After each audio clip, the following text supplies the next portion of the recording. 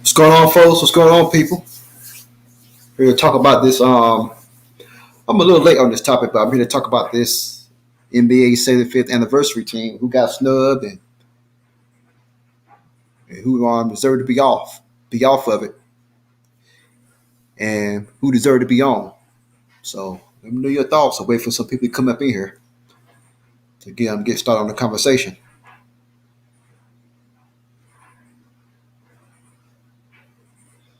See this right here.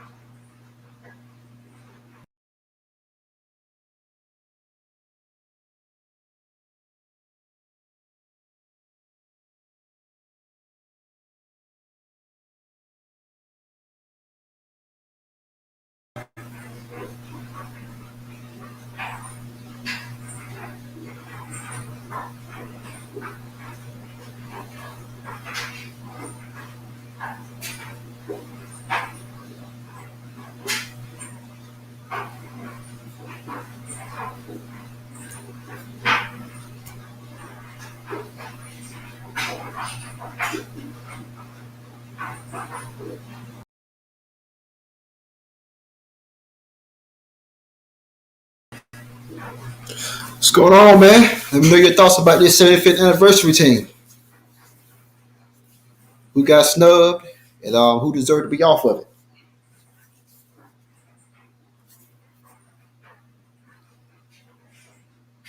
What's going on, people?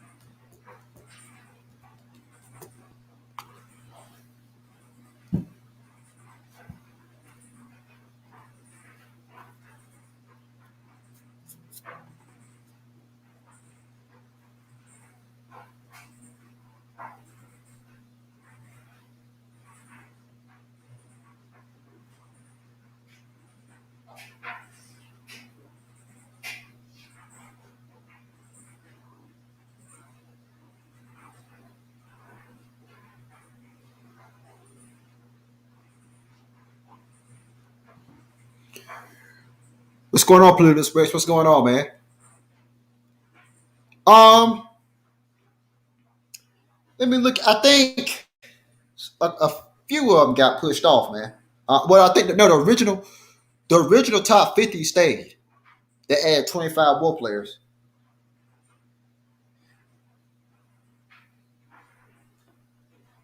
You know, they added some more players. But I know some players should have been up there. So the original top 50 stayed up there, so they added some more players.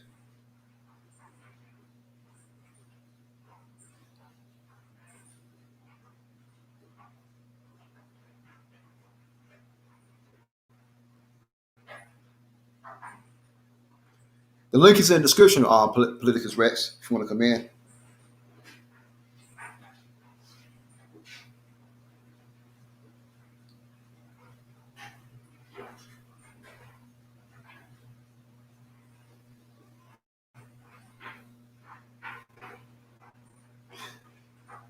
Yeah, they did. They did.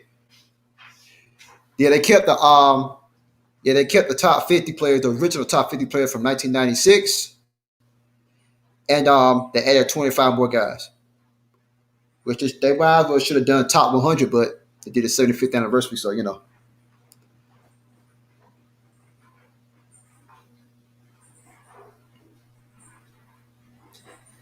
Robert Parrish is still up there, which there's an argument that he shouldn't be up there. I take Artis Gilmore over Robert Parrish, but you know, it is what it is. James Worthy's still up there.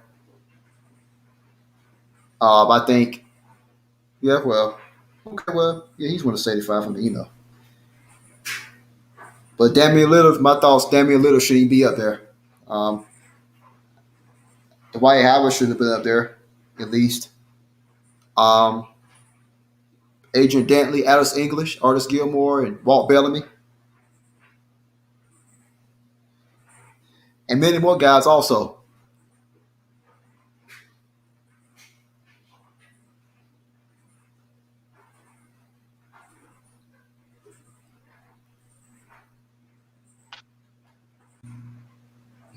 What's going on, man? Hey, try and get my phone to do this here. Say what? Trying to get my phone to do this. When I would get on with Galaxy, it would keep disconnecting. Yeah, I hear you loud and clear. Okay. That's what I was just wondering about the 75. I meant to actually look at the list and prepare for this, but I ended up, my boys are homeschooled and I had to do the homeschooling, so I didn't get my time to prepare as I had anticipated. Oh, okay. So basically all they did is they took the... Yeah. What I'm saying is the original top 50, it stayed. The original top 50 stayed from 1996. It stayed. So they added 25 more players. Yeah, they just decided to add 25 players over the next, that was 25 years ago they did the top 50. So one player a year essentially is how they put it together.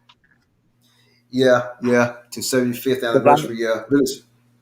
Yeah, because I wanted to know if they actually put any like revisionist thought into it and actually went back and looked at guys that might have been just on the edge of the top 50 and then reevaluated and said, you know what?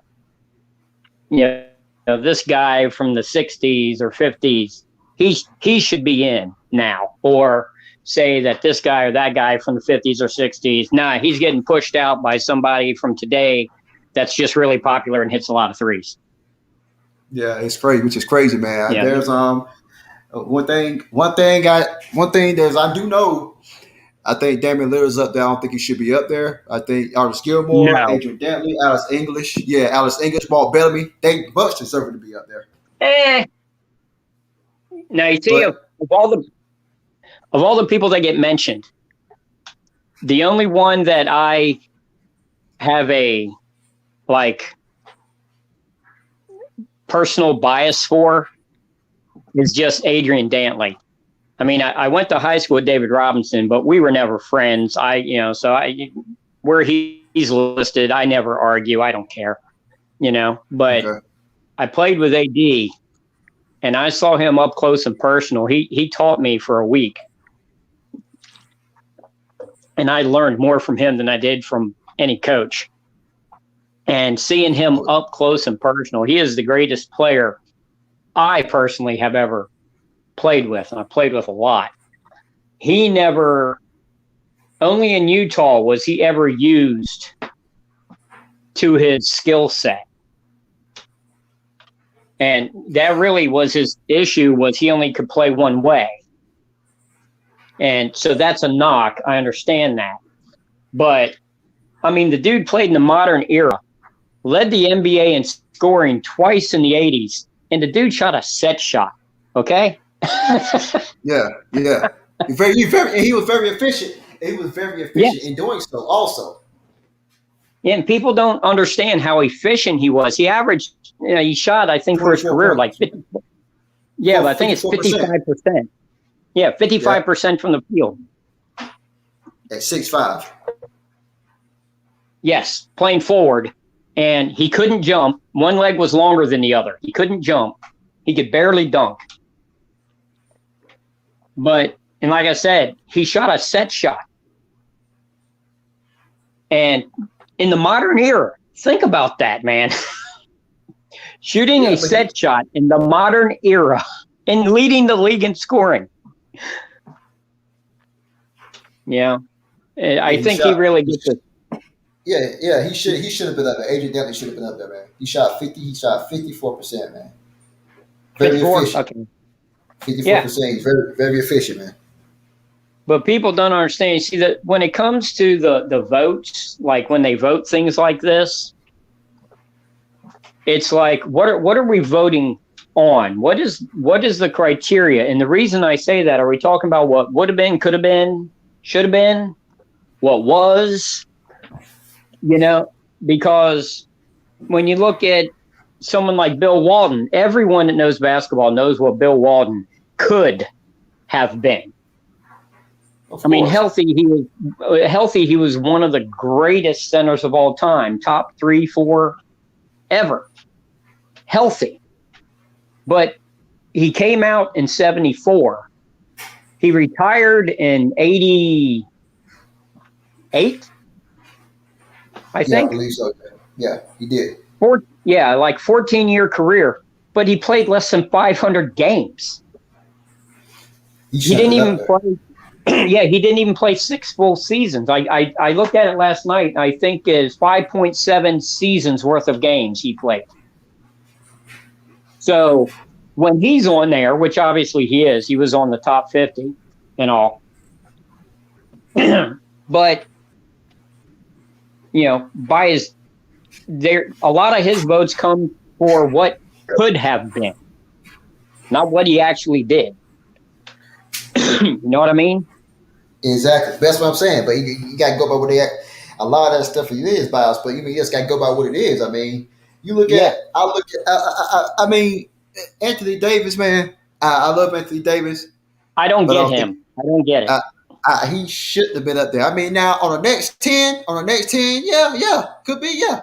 But there's so many players I can make an argument over him because number one, man. I mean, I look at he played 5 years in New Orleans. I'm sorry, 7 years. He only made the playoffs. Yeah. He only made the playoffs twice. He been to the second round. He never really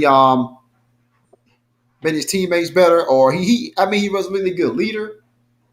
And that's what I mean. He stays hurt. He stays hurt too much. And this year the Lakers and how the Lakers are doing so far. I mean, listen, man.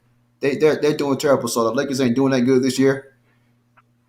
And I can make an argument for a couple of players over here. Walt Bellamy over him, Artis Gilmore over him. Yeah.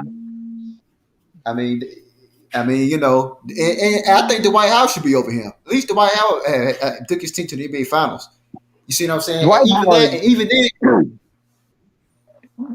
Dwight Howard to me is exactly like one of those players, like you said, like a Nate Thurman. Oh yeah, of course. Like a Walt Bellamy. Well, Bellamy had a bit more offense, but Nate Thurman had a better. Yeah. Older Walt Bellamy with the Knicks. But I consider Dwight Howard to be a modern Nate Thurman. Yeah, a big vote. Yeah, exactly, man. I don't know why he made it. I'm not saying he ain't gonna never make it, but I'm sure he'll be on the next 10. But he didn't make it because of his personality. Yeah, I mean, yeah. No one in the NBA likes him. Yeah, that shouldn't be the case. Just go by what he did. I mean, it's voted. Yeah. Yeah, if that's the case, why Rick Barry up there? Rick Barry wasn't a likable player. Yeah, but his sons were. Yeah. I mean, the guys that are voting on this team were NBA people, right? Wasn't that it's NBA personnel? I'm not sure. It's GMs, coaches, scouts, stuff like that.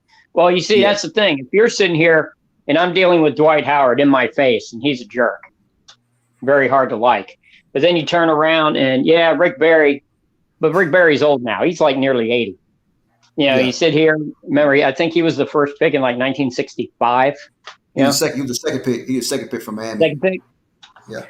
And I just, and you sit there and you say, well, yeah, he had a reputation of being a real super jerk, but I know his son because 4 of his sons have played in the NBA in the last 20 years, 25 years. So it's like, okay, you know what I mean? Yeah. I kind of hate stuff like that about personality. It's softened a bit. Yeah. Why did Anthony Davis make it again? Yeah, exactly, big. Well, I don't know why he made it. You see what I'm saying? I don't know why he made it, but yeah. I mean, it's crazy. It's crazy. I mean, I think Alex English should have made it. He should have made it over Damien Willard. He should have made it. The man was the leading scorer in the 80s. Yeah, 75. Okay, top 50. I understand. I mean, there's only so many. I mean, the spots are tight. But you making 25 more guys. I mean, come on, man. Alex English didn't make it. Neither Alex English was the leading scorer of the 1980s decade. Exactly.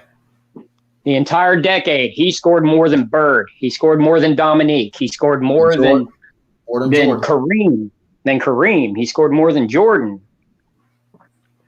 And he's not on it. Are you kidding me? He's the leading scorer for one of the decades. Yeah. When you talk about eras, he was the leading scorer for an era. And he's not in there? Exactly. The only reason Damien Willard is in there is because he hit 2 or 3 game winners from near half court. Take those plays out. What does anyone know about Damien Lillard? Exactly. So, I mean, I love Damien Lillard. I love Dame Dollar, Dame Time, but he shouldn't have been up there, man. I mean, it's crazy. It's crazy. He should have been up there. But, yeah, it kind of bothers me a little bit. I mean, a lot of these other players didn't make it. I mean, I think Mahmoud Abdul-Rauf or Steve Francis is as good as Damian Lillard, talent-wise. Yeah, you can make an argument with that. I mean, but they were both pills. Yeah, but it's crazy. It's crazy. I'm glad Bob McAdoo made it. They got that right. Yeah. Bob McAdoo missed the original top 50 instead of Dominique Wilkins. So.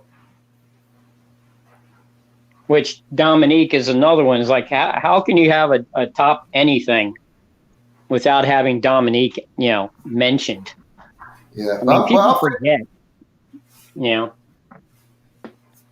I figured, yeah, they got it right now. They got it right. I'm sure the next 25, I'm like, okay, he got to be up there now.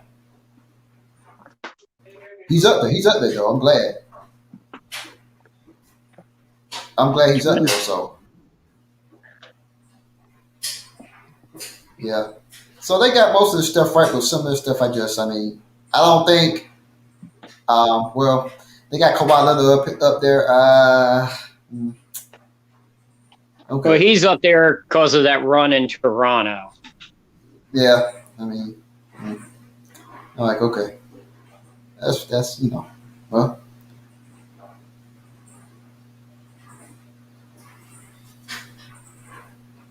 Yeah, that's. I figured that he's probably up there because of that. And then they said, there's much more. Trace Mcgrady, I understand why he's not up there. Vince Carter, I understand why he's not there. Chris Bosh, I understand why he's not up there. Grant Hill, I understand why he's not because of injuries. Dwight Howard, and he should have been up there. Kyrie Irving, I don't think he should have been up there. He probably be on the next 20 for sure. See, I don't get Ray Allen. I mean, right there, that's where I would put in English instead of Allen. Oh yeah, I will. I take Alex English over Ray Allen, man. I take Alex English over Ray Allen in a heartbeat. But you got Manu Ginobili. I don't think he's not top 75. Tony not Parker, NBA, not NBA, but his greatest games were outside of the NBA and world competition. Yeah. Tony Parker. But that's what I'm talking about. Is like when they make this list, they don't stick to any criteria that you can even define, because like we said, you've got someone like Bill Walton who literally missed more games than he played. He averaged less than 41 games a season. Exactly. And he's on it. But then Grant Hill isn't. Yeah, because he won it. Yeah, Bill Walton won MVP, but Derrick Rose won MVP. He's not up there. Exactly. So there, so much of it, like with the old guys, a lot of it is off of, like I said, what could have been. Exactly. You know, Exactly. they look at Walton's talent, and it's like, you know, talent wise, he went toe to toe with Kareem, you know, young Moses.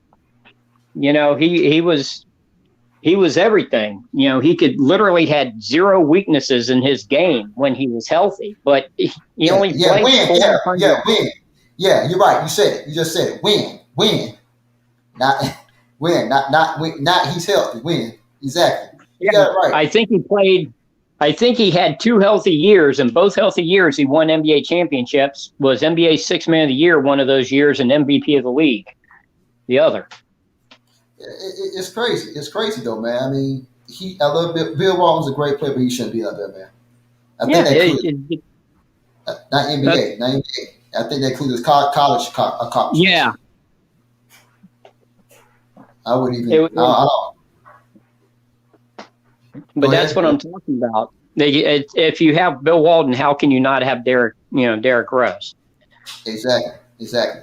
So I'm not talking about he was NBA. an MVP. Yeah, he was the youngest ever to win the NBA. But at 20, what was he? 21? 22. Can you hear me?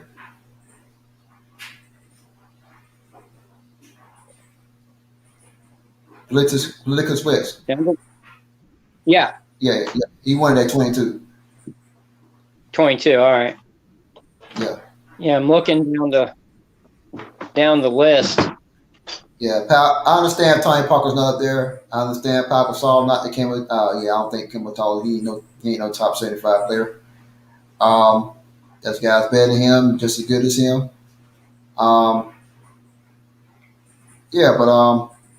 It's crazy. I mean, they got a lot of this right, but some of this stuff I just don't agree with it.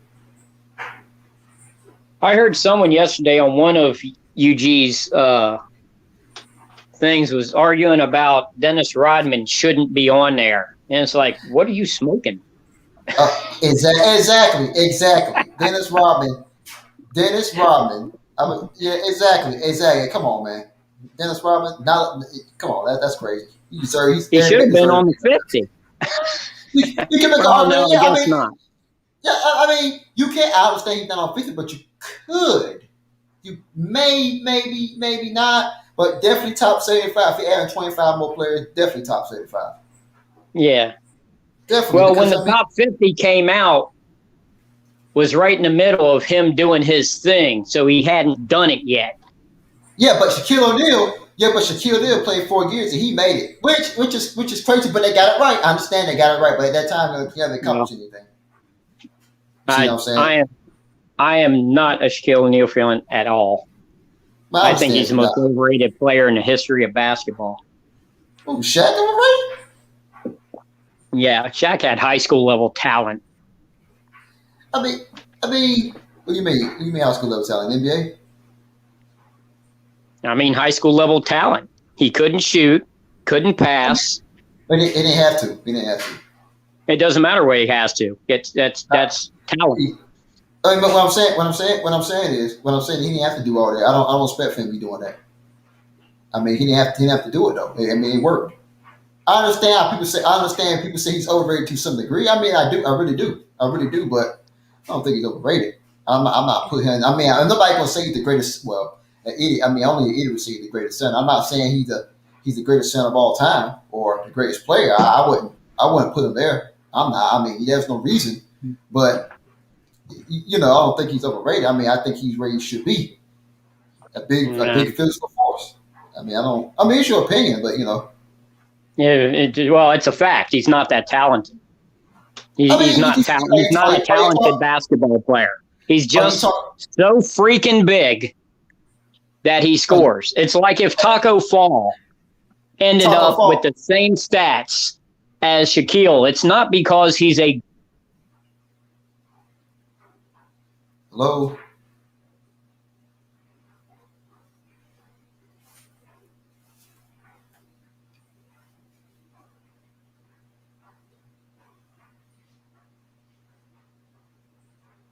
Yo, Politicus Rex.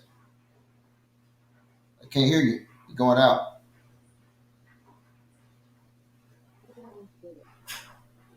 Yo, yo. I can hear you. Yeah, okay, go ahead. I'm listening. I can hear you. Yeah, I'm listening. Go ahead. Go ahead. Yeah.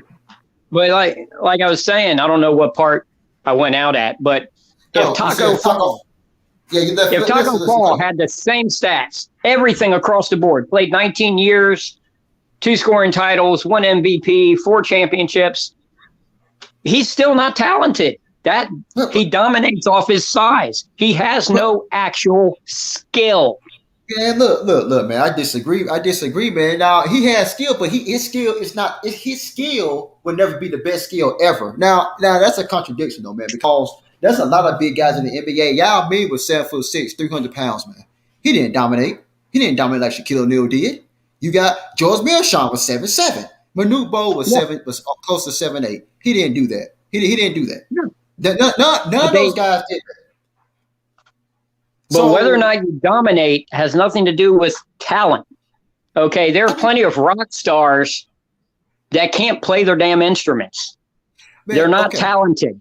They're still famous. They still make their money. They still got hits. They're not talented. Shaquille is not a talented basketball player. But listen. Whether he has talent, but his skill set is not like everybody else's. His skill set, he's not the most talented basketball. He has talent, but he's not the most. I would never say that Shaquille O'Neal is the most talented basketball player. I don't think nobody's going to say that. He has some talent. I mean, he has some skill now.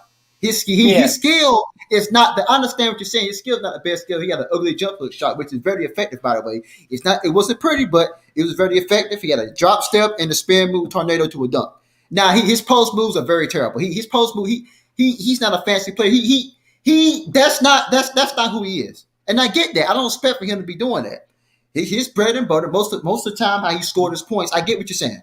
It's backing you in, dunking it, elbow, dipping the shoulder. That's how he's supposed to play. I don't expect for him to be shooting no threes or having great post moves like Hakeem Olajuwon or having good post moves like Wilt Chamberlain. I don't expect that. I mean, he did. But that's what I'm saying. That's what I'm saying. Yeah. He's not a talented player. When it comes to skill, no, you're right. When it comes to skill, no. But you're right. But he didn't have to have that stuff. I don't expect for him to be doing that. That's not his game. And I appreciate Shaq for who he is. I appreciate that though. Yeah, but when people talk about him being one of the greatest basketball players ever, no, he's not. He's mediocre skilled. He's not one of the greatest. You can give guys the ball. And they can do wondrous things with them. They can do wondrous things, have skill and talent. That is not the same as having athletic ability. No. I ain't talking about athletic ability. Now Shaquille O'Neal is one of the greatest basketball players ever. But if he talk about skill, take it out the conversation. I get it. He's completely out the conversation. I get it. But he is one of the greatest basketball players ever, man. But he's got no skill. Okay. And political correct. I never claimed that say he's the most skilled player. Now he has some decent. No, but I'm saying there are those that do. Oh, I agree. I'm not debating political correct. I'm not debating that with you. Yeah. I'm not debating. We both agree. We here. I agree. I'm not disagreeing with nothing you say. If I was to say Shaquille O'Neal definitely one of the skilled players of all time, no, I don't know anything about basketball. No, he's not. I would never say that. I would never say that because that's completely not true. But he has some decent skill though. For a guy his size, he has some decent skill. He did. He just not gonna be mentioned as far as skill and talented. Shaquille O'Neal is very talented off his athletic ability. You see what I'm saying? And his power. But if we talk about other than that, he's not. I get it. Other than that, he's not. We both agree, right? Because I grew up. I used to always go watch. Like Patrick Ewing. I love Georgetown. I'm from that area. Patrick Ewing is very skilled. Of course, Patrick Ewing, he's very skilled. So is Derek Robinson, Hakeem Olajuwon. Watching them, I went to a doubleheader. They had a preseason doubleheader. And this isn't Shaquille. This was in the 80s. This was when it was actually Olajuwon's rookie year. So in this doubleheader at the Cap Center, I got to see Dominique Wilkins. It was Atlanta, New York, and Houston and Washington. So I got to see Sampson, Olajuwon, Dominique, Bernard King. Bernard King went for 60, by the way. I got to see them up close and personal, courtside seats.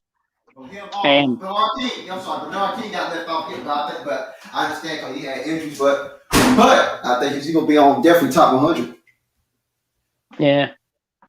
But watching just shoot around in warm-ups before the game, because when you do a doubleheader, the teams in the second game do their shoot around between the games.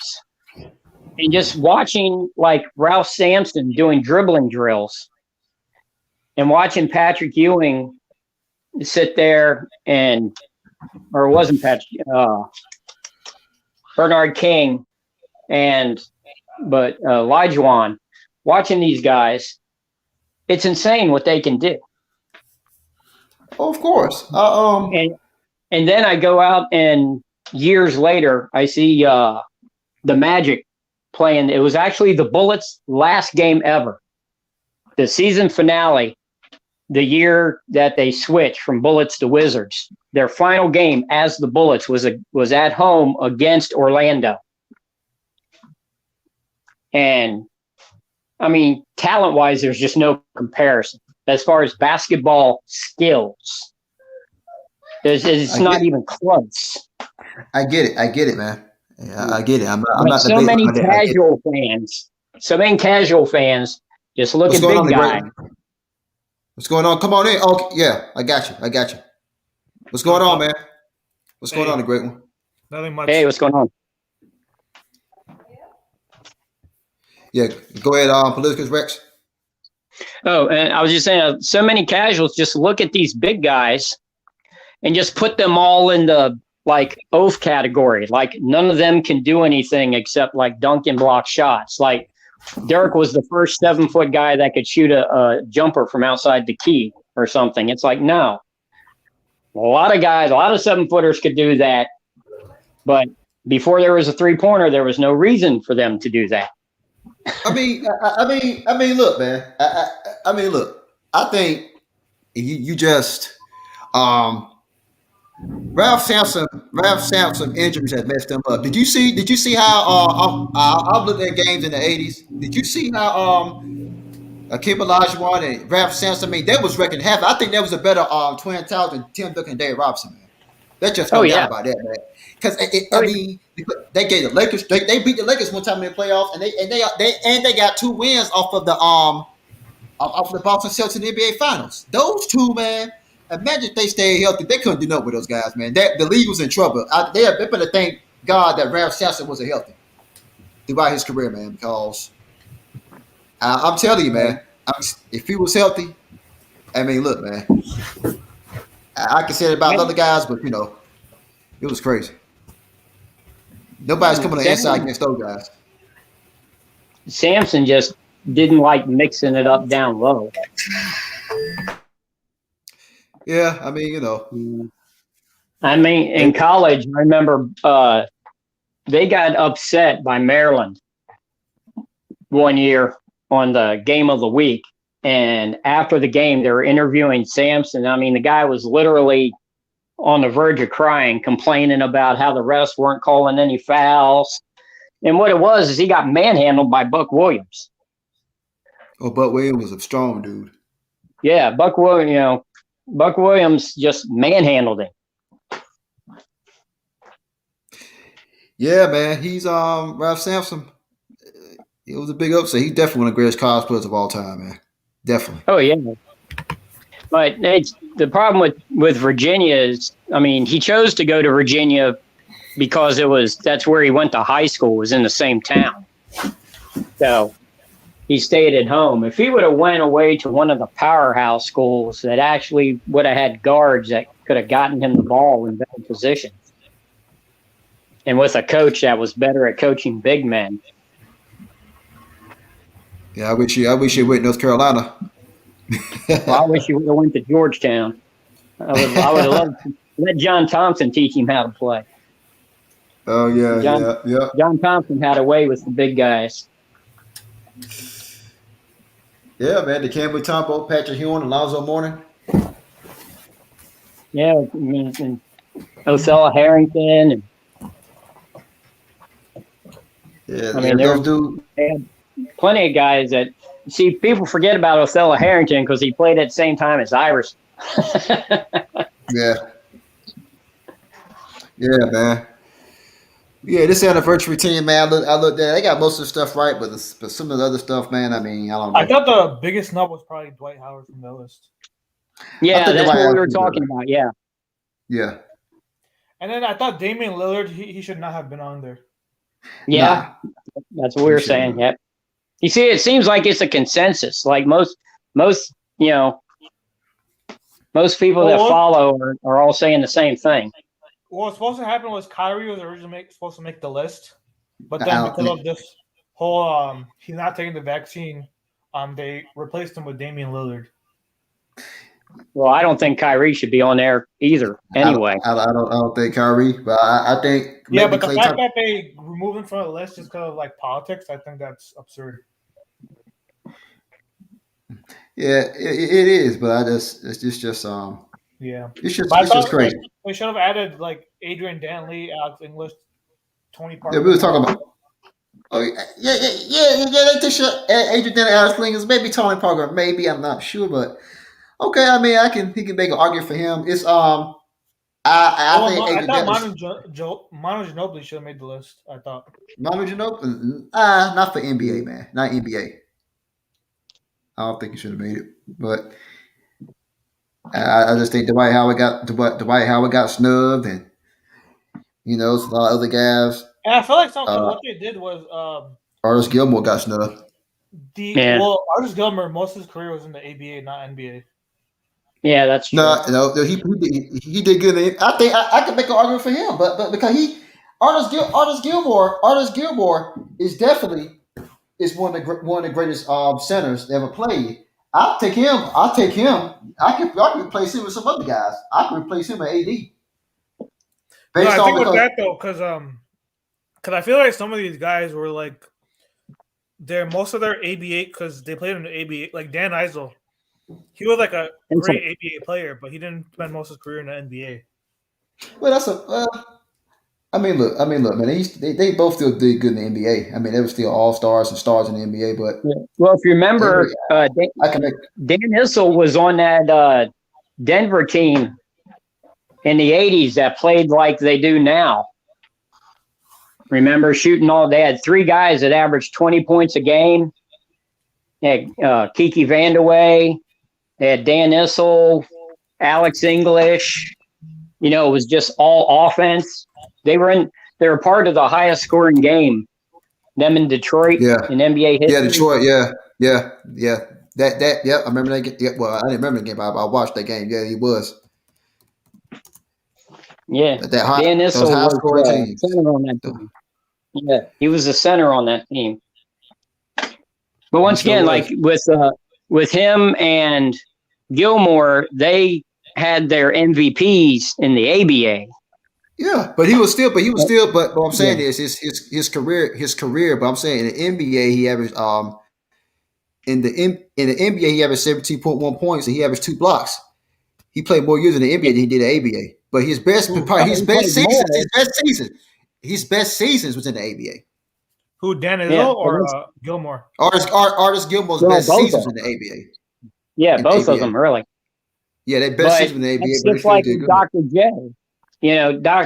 When they look at Dr. J, if you're only looking at NBA history, then you're only including one MVP and one championship. Whereas if you look at his total basketball career, you're looking at 3 MVPs. No, with Dr. J though, he still won MVP, and then he won a champion. He was on the championship team in 1983.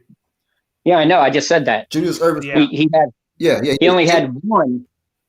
Yeah, that's the reason why he made this list, because he still had some NBA accolades. Yeah, but that's what I'm saying. It's like he was a 7-time All NBA team. He was 7-time All NBA team. He made 11 All-Star games in the NBA.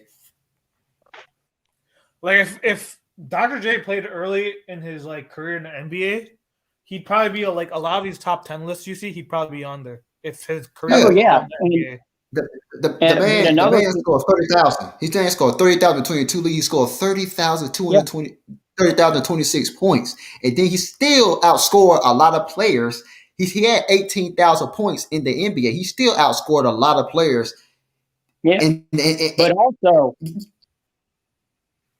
something he mentioned was that when he came to the NBA, he came in knowing that he was joining a team with two other 20-point-a-game scorers, and that his scoring average was going down because he had Doug Collins and what's his name? Dang it, big guy from Indiana. George Mcginnis. Yes, Mcginnis. He had to share the ball with them. All three were averaging 20 points a game. So when you talk about Julius having 30,000, he could have had 35 if he would have went to like Cleveland or somebody, where he didn't have to share the ball. Yeah, if he would have kept scoring. Yeah, that's the thing. I think he should add his ABA career as well, be honest with you. I think they should all factor in all that. Maybe not the championship. Well, you can factor in the championship. I won't factor in the championships, but let me put this to you this way. I think you'll appreciate this.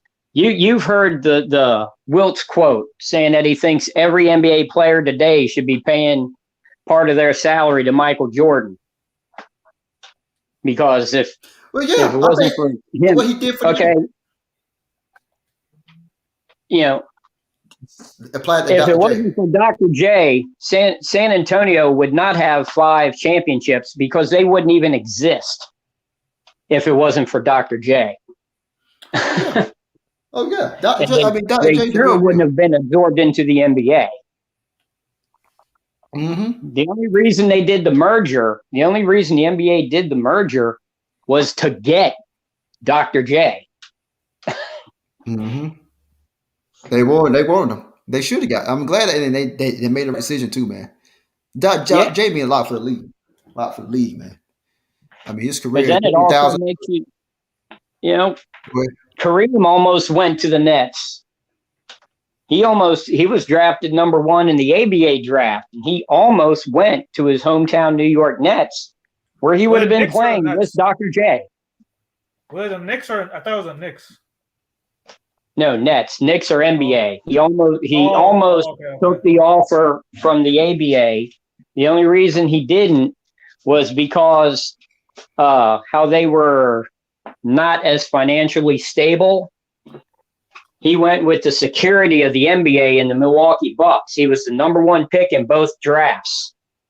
And he said in his book, if you gave me 100 choices, 199, I would pick the Nets in New York to go back home to New York. But he just wasn't too sure about the shakiness. The ABA was not thriving that year.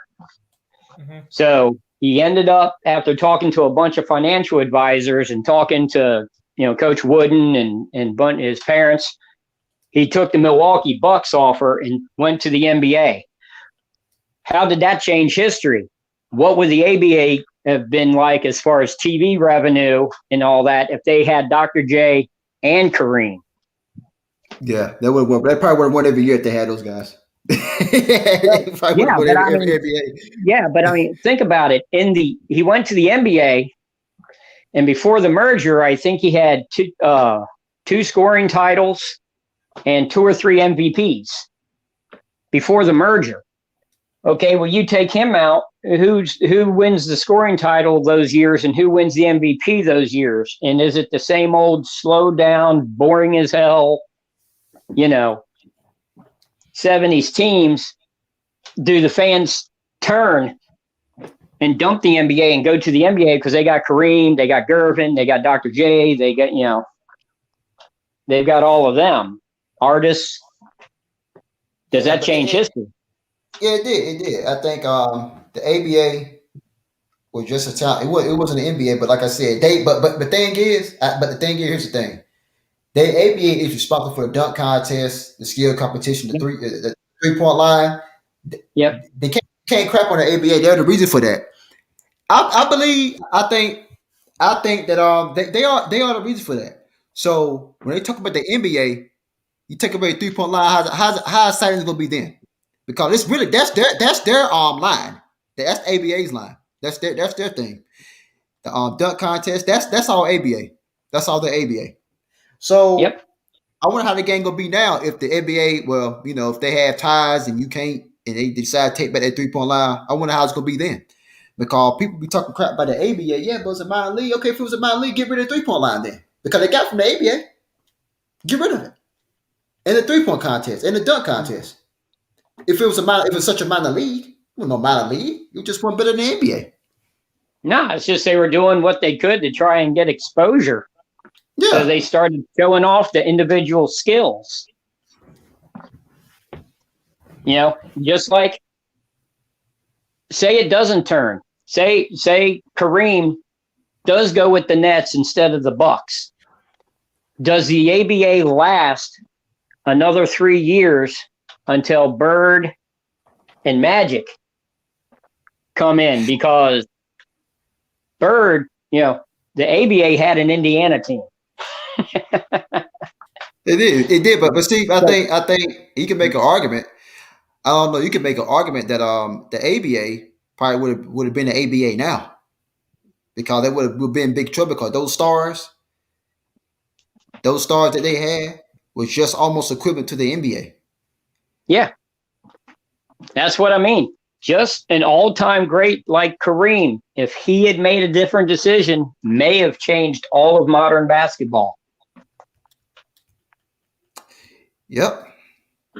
It's people don't see. That's what I'm not even a fan of basketball anymore. I don't even watch basketball. Like I said, this list, I was going to look at it and study it. I don't even know who's on it. I'm a historian of the game and a former player.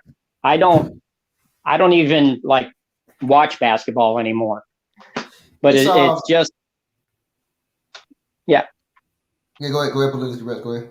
Oh, well, what I was saying is, from a historical standpoint, if you actually look at it, so much more respect should be given to George Mikan, but they won't, because they can't make money off his name. Yeah, but the entire modern game is because of him. The shot clock, the goaltending, the playing in big arenas. He was the one that came up with the 3-point line as the commissioner of the ABA. He formed this entire game that you see now was because of him. Yeah, he was the ABA commissioner, right? ABA commissioner. Yeah. It was his idea for the 3-point line, but they didn't actually adopt the 3-point line until after he retired as commissioner. But it was his idea. Just like the red, white, and blue ball was his idea. Yeah, but see, but that's the thing. I mean, you can't. Yeah, he's a genius. The 3-point line is what it is today. That's the most popular thing about the NBA today is the 3-point line. Yeah. You take away that, what you gonna have? Well, I think it's abysmal. I absolutely detest the 3-point line, because I'm more about learning actually how to play the game. Like we were talking about Kyrie. Kyrie is fantastically skilled. He is an amazing shooter. He's an amazing ball handler, but he doesn't know how to play the game. I mean, and that's it's toward, I get that. I get that to some degree, because it's just really towards this. I mean, people look at, you talk about Kyrie, people look at his ball handling. Okay, is that really a skill? Just crossing people up on a 3-point line? Maybe to somebody that's undersized and they're not used to big. They're not used to big guys. But here's the thing: it's a ball skill, but it's not knowing how to play the game. Okay, I go out on the playground. Guys darn near 1/3 my age. They're bigger than me, faster than me, jump higher than me. They shoot better than me. They can, dunk, which I haven't been able to do since 1999. They can dribble, circles around me. I still win every game because I know how to play the game. A skill. There's a lot of guys that can run and jump and dunk, but they don't have no skill. Well, no, they can handle the ball. They can do all the fancy dribbling, just like Kyrie. Maybe not like Kyrie, but you know what I mean. They can dribble better than me. They can all shoot better than me, but they can't beat me because I know how to play the game. But exactly, but what I'm saying is, they're not going. What I'm saying is, it's not. There's a lot of guys that can do that, but it's not going to really get you nowhere. To be honest with you. Yeah. I mean, because I mean, it's. I mean, listen. I listen. It's very entertaining. It's very entertaining. Look at it's fancy. It's nice. That make you jump out your seat, but Kyrie Irving is not really. I mean, I ain't gonna say he's a winning player. I mean, he helped LeBron James win, but if you're talking about building a team around him, nah, no. He's always been injury prone. He went to Duke and only played 7 games because of injury. He was still the one overall pick, which is crazy, but hey. Yeah, because people just fall in love with his ball skills, but it's like, but he doesn't know how to translate them into winning on the court. That's the problem. You're right. That's the problem. When guys sit there, that's what always kills me when guys talk about the old guys, talking about the guys back in the day. Oh, they couldn't shoot like Steph and all this. It's like, and Steph doesn't know how to do a backdoor cut like Rick Barry. Rick Barry's a very skilled player. Rick Barry's a very skilled player. Yeah, at one point, Rick Barry is the only player that I know of. Now, if I'm wrong, correct me. He's the only player that I know of that when he came into the league in the 60s was regarded as the greatest shooter. Then, by the time he retired, he was regarded as the greatest passing forward ever. Yeah, the greatest passing forward, greatest shooter, free throw shooter, free throw shooter, yeah. Probably Jerry West and Sam Jones. Dude averaged 38 points a game. That's more than Jordan, more than anyone. He's one. Yeah, Rick Barry was definitely one of them. He's definitely one of them. Rick Barry. He came in out of college, he came out of Florida, and he was known as the greatest shooting forward in the NBA when he came in. Then by the time he was at the end of his career, they won the title in 75. When he went to Houston there, he was actually regarded as the greatest passing forward of all time. I don't know of any other player. A point forward, yeah. Of course. Yeah, that's correct. But you see, his thunder was completely stolen by Bird. I mean, I remember growing up, it was, Barry. You want to talk about forwards? Oh man, Rick Barry. He can rebound, when he has to, but he can score in bunches. He can hit for, like, people know that the first 3-point shot made in NBA history was by Chris Ford. Number two was Rick Barry in the same game. And Bird was pissed about that because Bird had came into the game wanting to be the first player to do it, but he missed his first attempt, and then Ford hit one, and then Rick Barry hit one. But people forget they had him in the ABA, and Rick Barry, when he played in the ABA, used to hit him regularly, and their line was 25 feet. Rick Barry, career, even without the ABA add-on, he's still better than half the guys that's on the list. Almost half the guys that's on the list. You ain't got to factor in the ABA. Rick Barry is one of the greatest scorers ever played, one of the greatest all-around players ever played. Period. Yeah, and that's the thing is once Bird came along, people totally forgot that Barry existed. It's like I never hear anyone talk about Barry anymore. It's like he was right up there with Bird in skill level. He was amazing. It used to be the three. He was the three Bs. He was well liked. No one liked him. Yeah, he wasn't the most likable guy, but like I said, that man could play though. He was one of the greatest ever played. Yeah. Now this is something that somebody had mentioned about. Do you remember? I don't know how old you are, but I'm 53, and when I was a kid, in the comic books, they had an advertisement to buy signature basketballs, and they were just cheap rubber basketballs. They were like $5 or something like that. But you had Dr. J, Kareem Abdul-Jabbar, Rick Barry, Walt Frazier, and I cannot remember who the fifth one was, and no one else even remembers any of this. Was it Baylor? But I cannot remember. No, Baylor was gone by then. Okay. Kareem? Was it Kareem? Was it Bob McAdoo? No, I got. You know what? It might have been McAdoo. You know what? That was right about the era when he was the scoring leader and the MVP. You know what? It probably was Bob McAdoo. I mean, I wanted the Dr. J ball. Pistol Pete. Pistol Pete. Oh, it was Pistol Pete. Can't forget about, it was Pistol Pete. Yes, it was Pistol Pete was the other basketball. Yeah. You want to talk about ball handling? Yeah, and that's the thing that gets me when guys say, "Oh, well, guys back in the old days, they couldn't handle the ball like today." It's like, dude, when you go to a basketball camp, every drill that they teach you today, the drills going on in practice today, are the drills that Press Maravich originated for Pete back in the late 50s. Hey man, look. They talk about. I'm 33. I'm 33, by the way. But they talk about like pistol. They talk about big handling the ball. That's because you can handle the ball. Don't make you a great player, man. There's a lot of guys that can handle the ball. That's what I'm saying about Kyrie.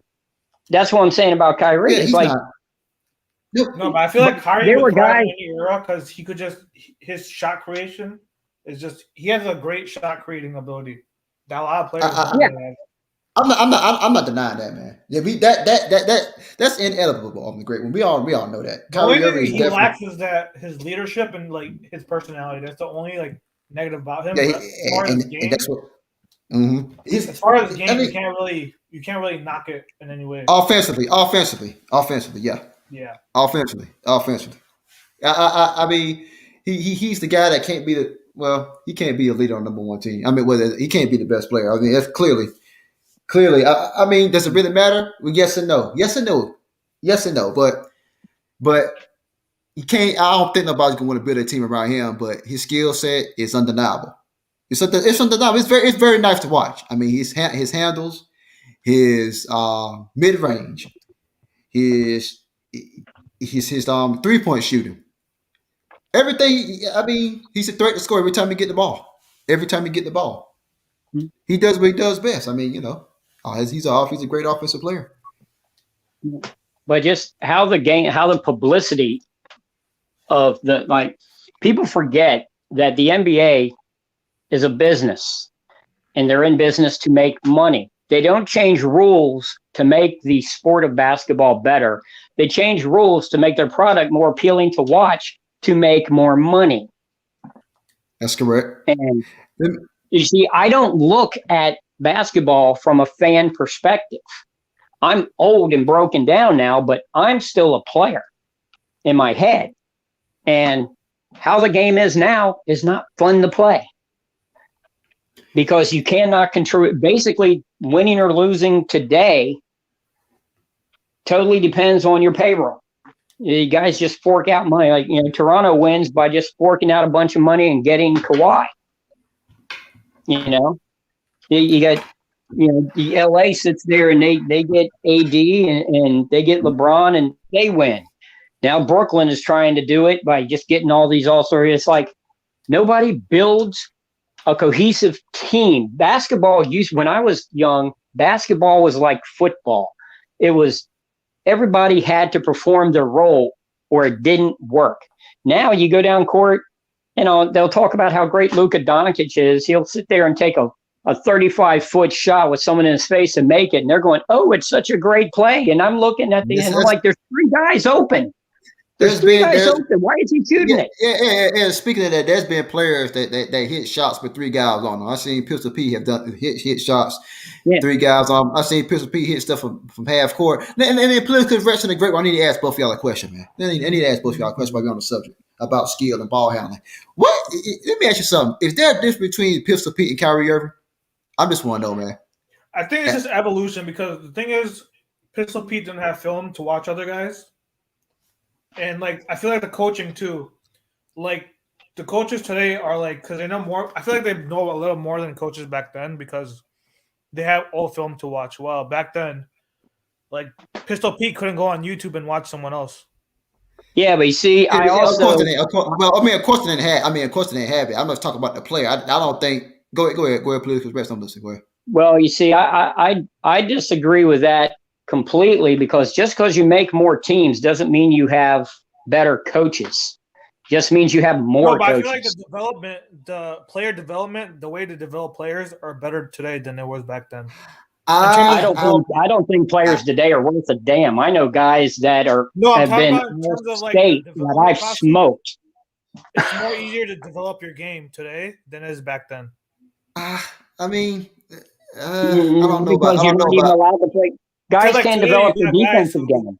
Like even in you look at a guy like Joel Embiid, he didn't start playing basketball when he was like 16, 17 years old. I mean, Joel. I'm gonna get this point about Kyrie Irving. Before I address that, I kind of see where you're going. The great one, but I'm gonna address this point. I look at Kyrie Irving, Pistol Pete. There's no difference between them, except Pistol Pete's a better passer. That's it. Well, Pistol Pete is a lot bigger. Yeah. Well, besides that point, Pistol Pete 6'5", 206 pounds. People forget that. Yeah, people forget that. He was a big dude for his position. He could bully a guy if he had to. Yeah, Kyrie isn't bullying nobody. They're both terrible defenders. Yeah, both terrible defenders. Okay. Let me just bring up a quote from Pistol about his defense. He said, "I play a position. There's a guy across from me. It's his job to cover me. It's my job to cover him. People sit there," and I'm saying it from this is his quote. People say I don't play defense, but every time I look at the box score, I have 26, 34 points. The guy I'm covering has 10. Maybe it's what else do I got to do? I mean, okay, I can take that, but you're right. What else does he have to do? But I don't.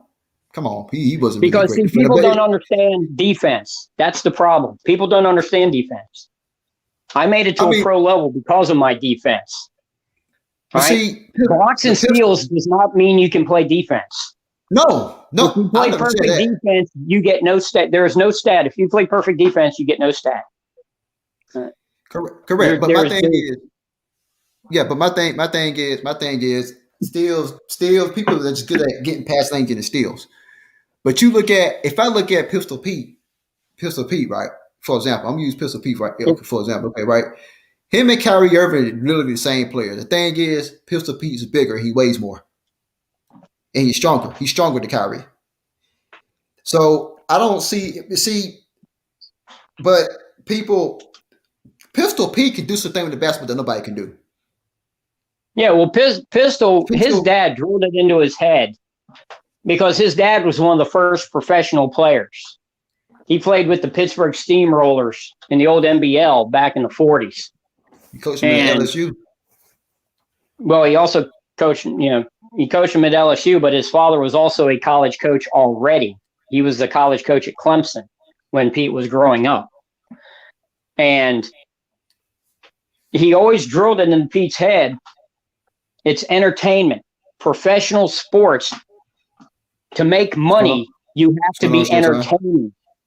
Yeah, absolutely. So that was the attitude Pete went into games with.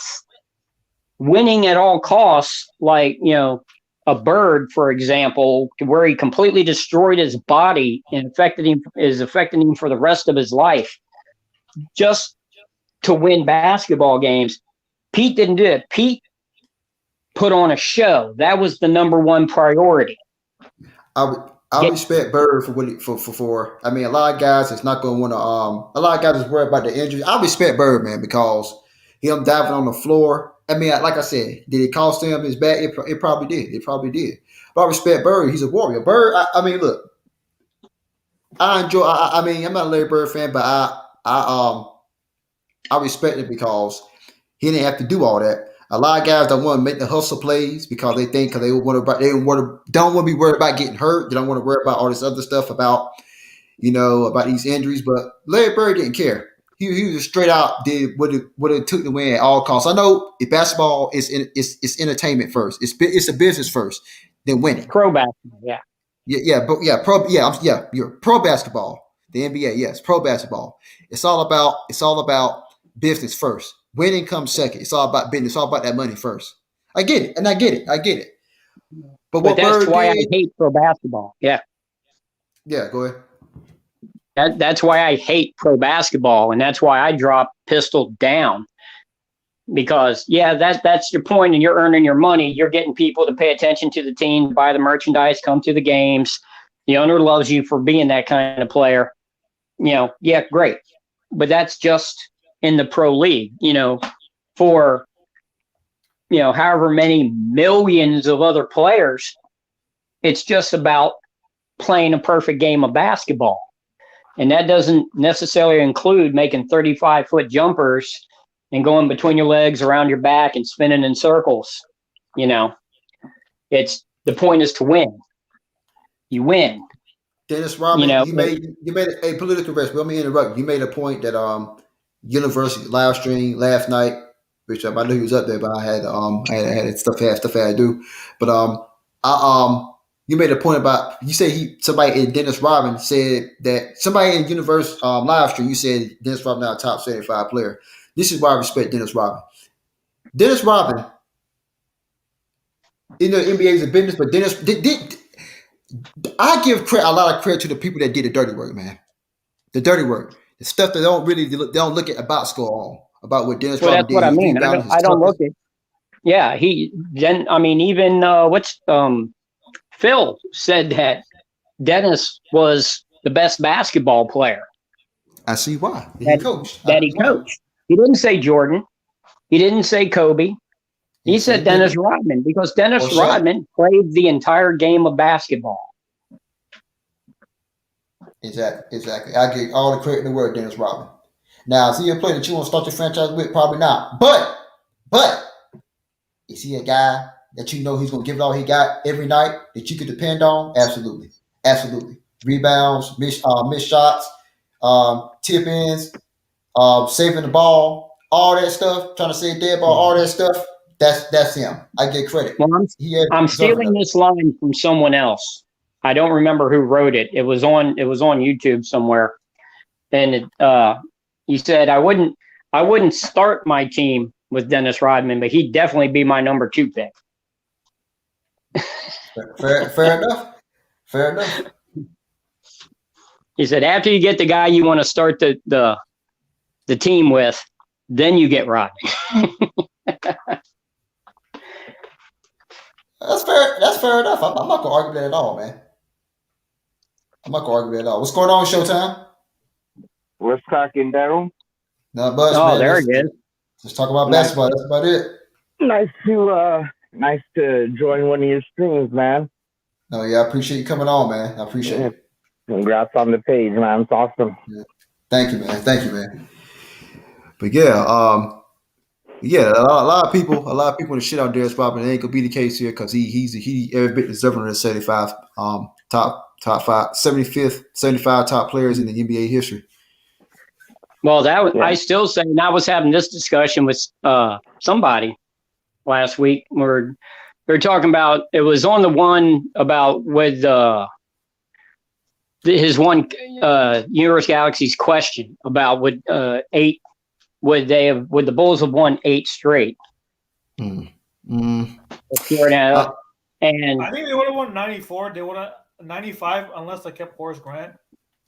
I don't know. I think they didn't have rim protection in 95. They had a call. I hated that call on Hugh Hollins. What's that referee? Was that name Hugh Hollins? Hugh Hollins made that bogus call. Cheating Hollins. Yeah. I think would have won it all that year. At the late way. You think they would have beat the Rockets? I don't think it would have beat the Rockets, but it would definitely made the NBA Finals. So what about Indiana? They probably would have beat Indiana.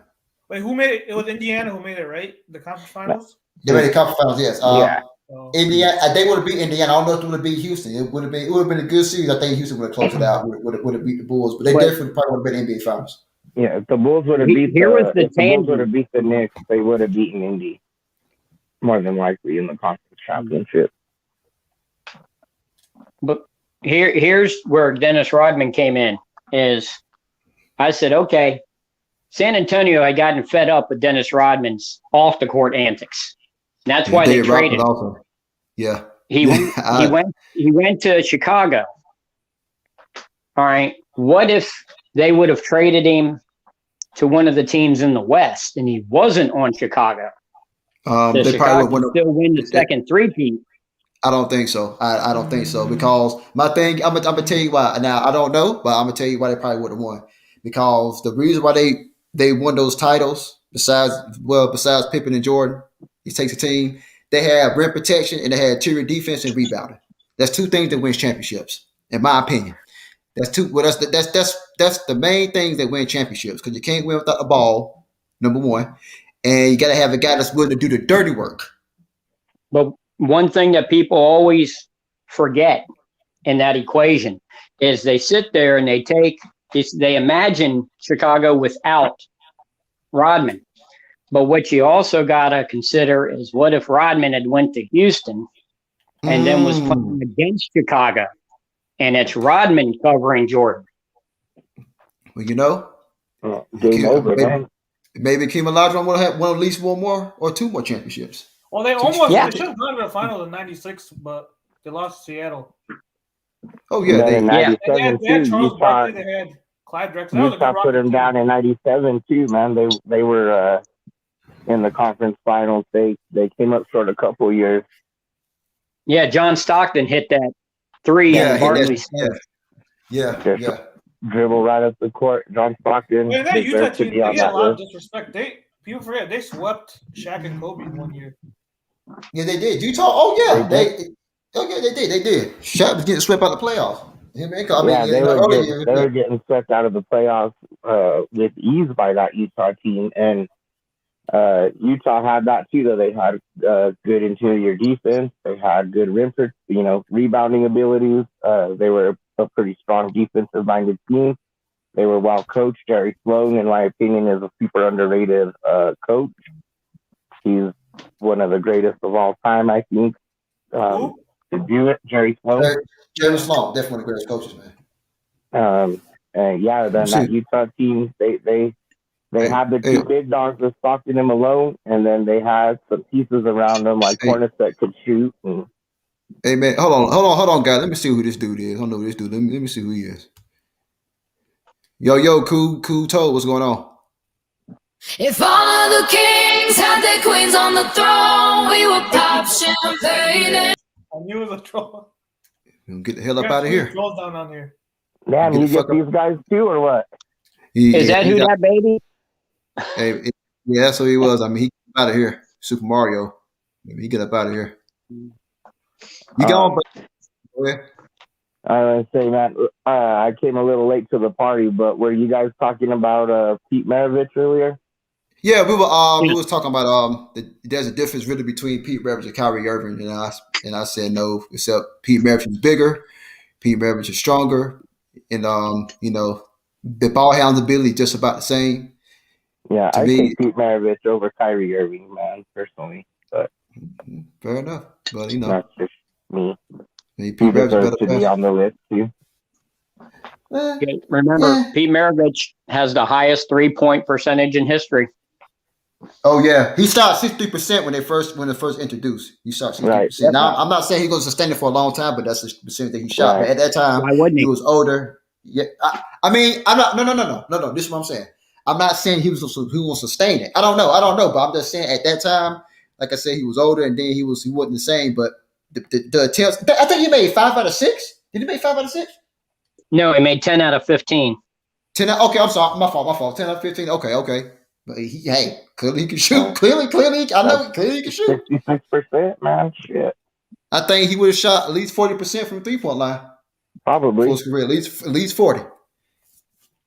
Probably good great ball handler, good passer. Of course. Great scorer. Yeah, man. Pete Maravich.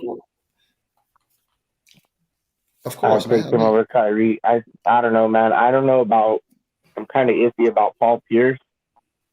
Yeah, he should have been on the top 75, man. No, he should have been on there because he had longevity. He wanted he has some accolades. I thought he deserved it.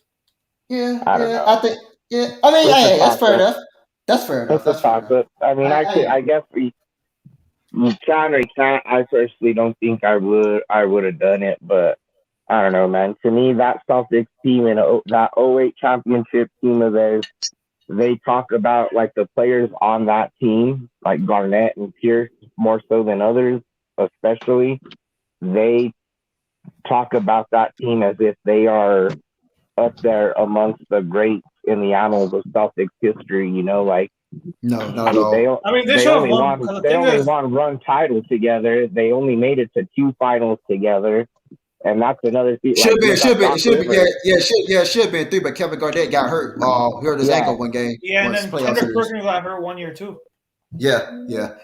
Look at Doc Rivers though, man. Doc Rivers rode all the success from that one season. I like Doc Rivers. I think he's a good coach, but man, I think he's terrible. Something ain't clicking there, dude. Since what's it called? As a coach, he has not done shit. He has the most blown 3-1 leads by any coach. The great one. That's a fact. The great one. That's a fact. Yep. Can't argue with that one.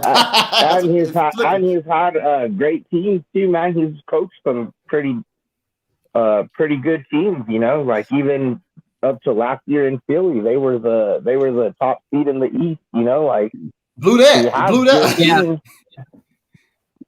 He has, but there's a difference. Doc Rivers, Doc Rivers' specialty is being a former player. He knows how to prepare a team for a game. He knows how to deal with road trips. He knows how to deal with rotations, watching minutes, taking care of injuries. He's really great at all that, which leads to high regular season wins. But in-game adjustments, he is horrible at. Yeah, exactly. Like you look at you look at the Clippers with Kawhi, they couldn't even get to the conference finals. The following year, Kawhi gets injured and they manage to get to the conference finals without Kawhi.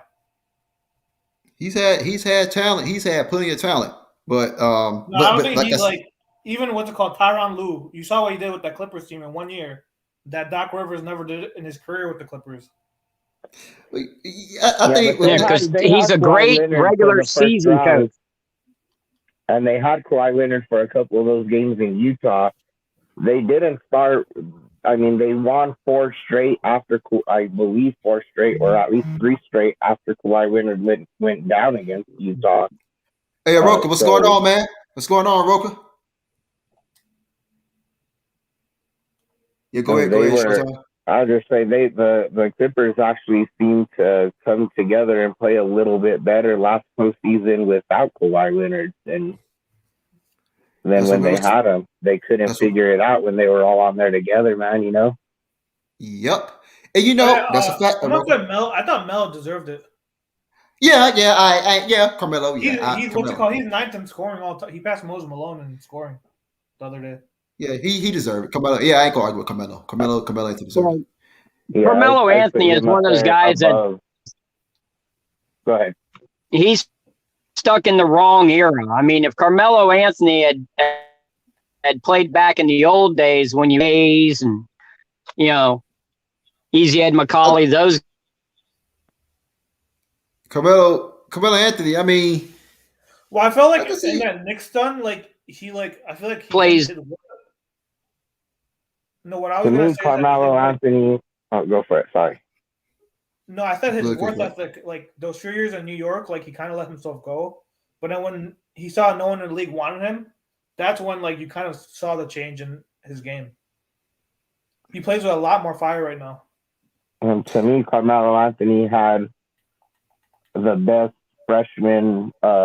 college freshman tournament that I've ever seen in my lifetime. Maybe there's some better throughout history, but what he did with Syracuse, man, that was all Melo.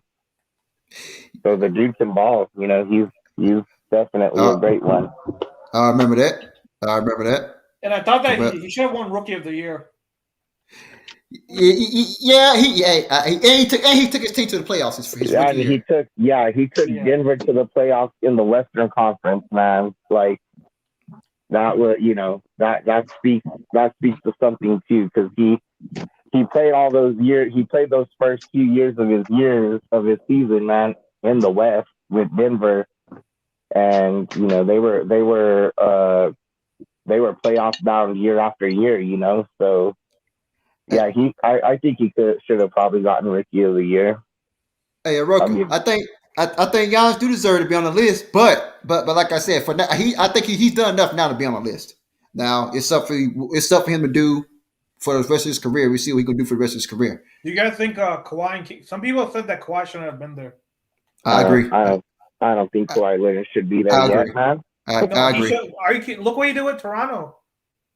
I'll agree. I don't agree. I don't think so, bro. What's it called? Look at the Toronto team.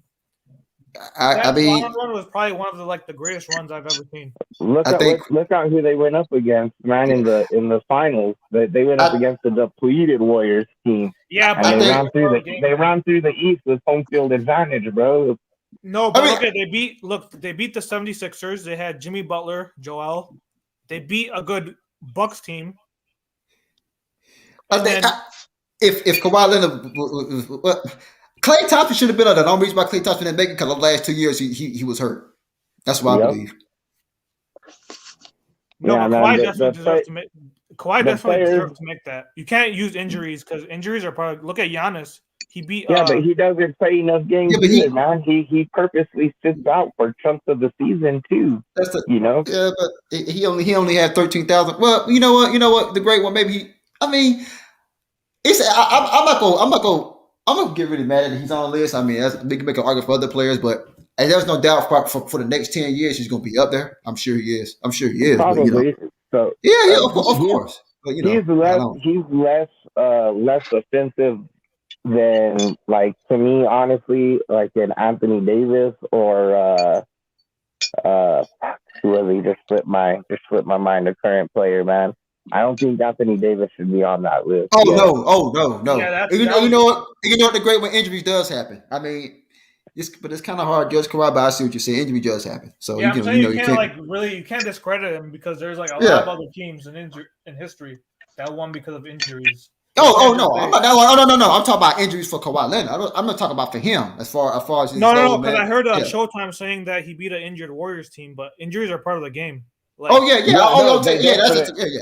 definitely are, but you also at the same time can't act that doesn't better or worsen teams' chances too.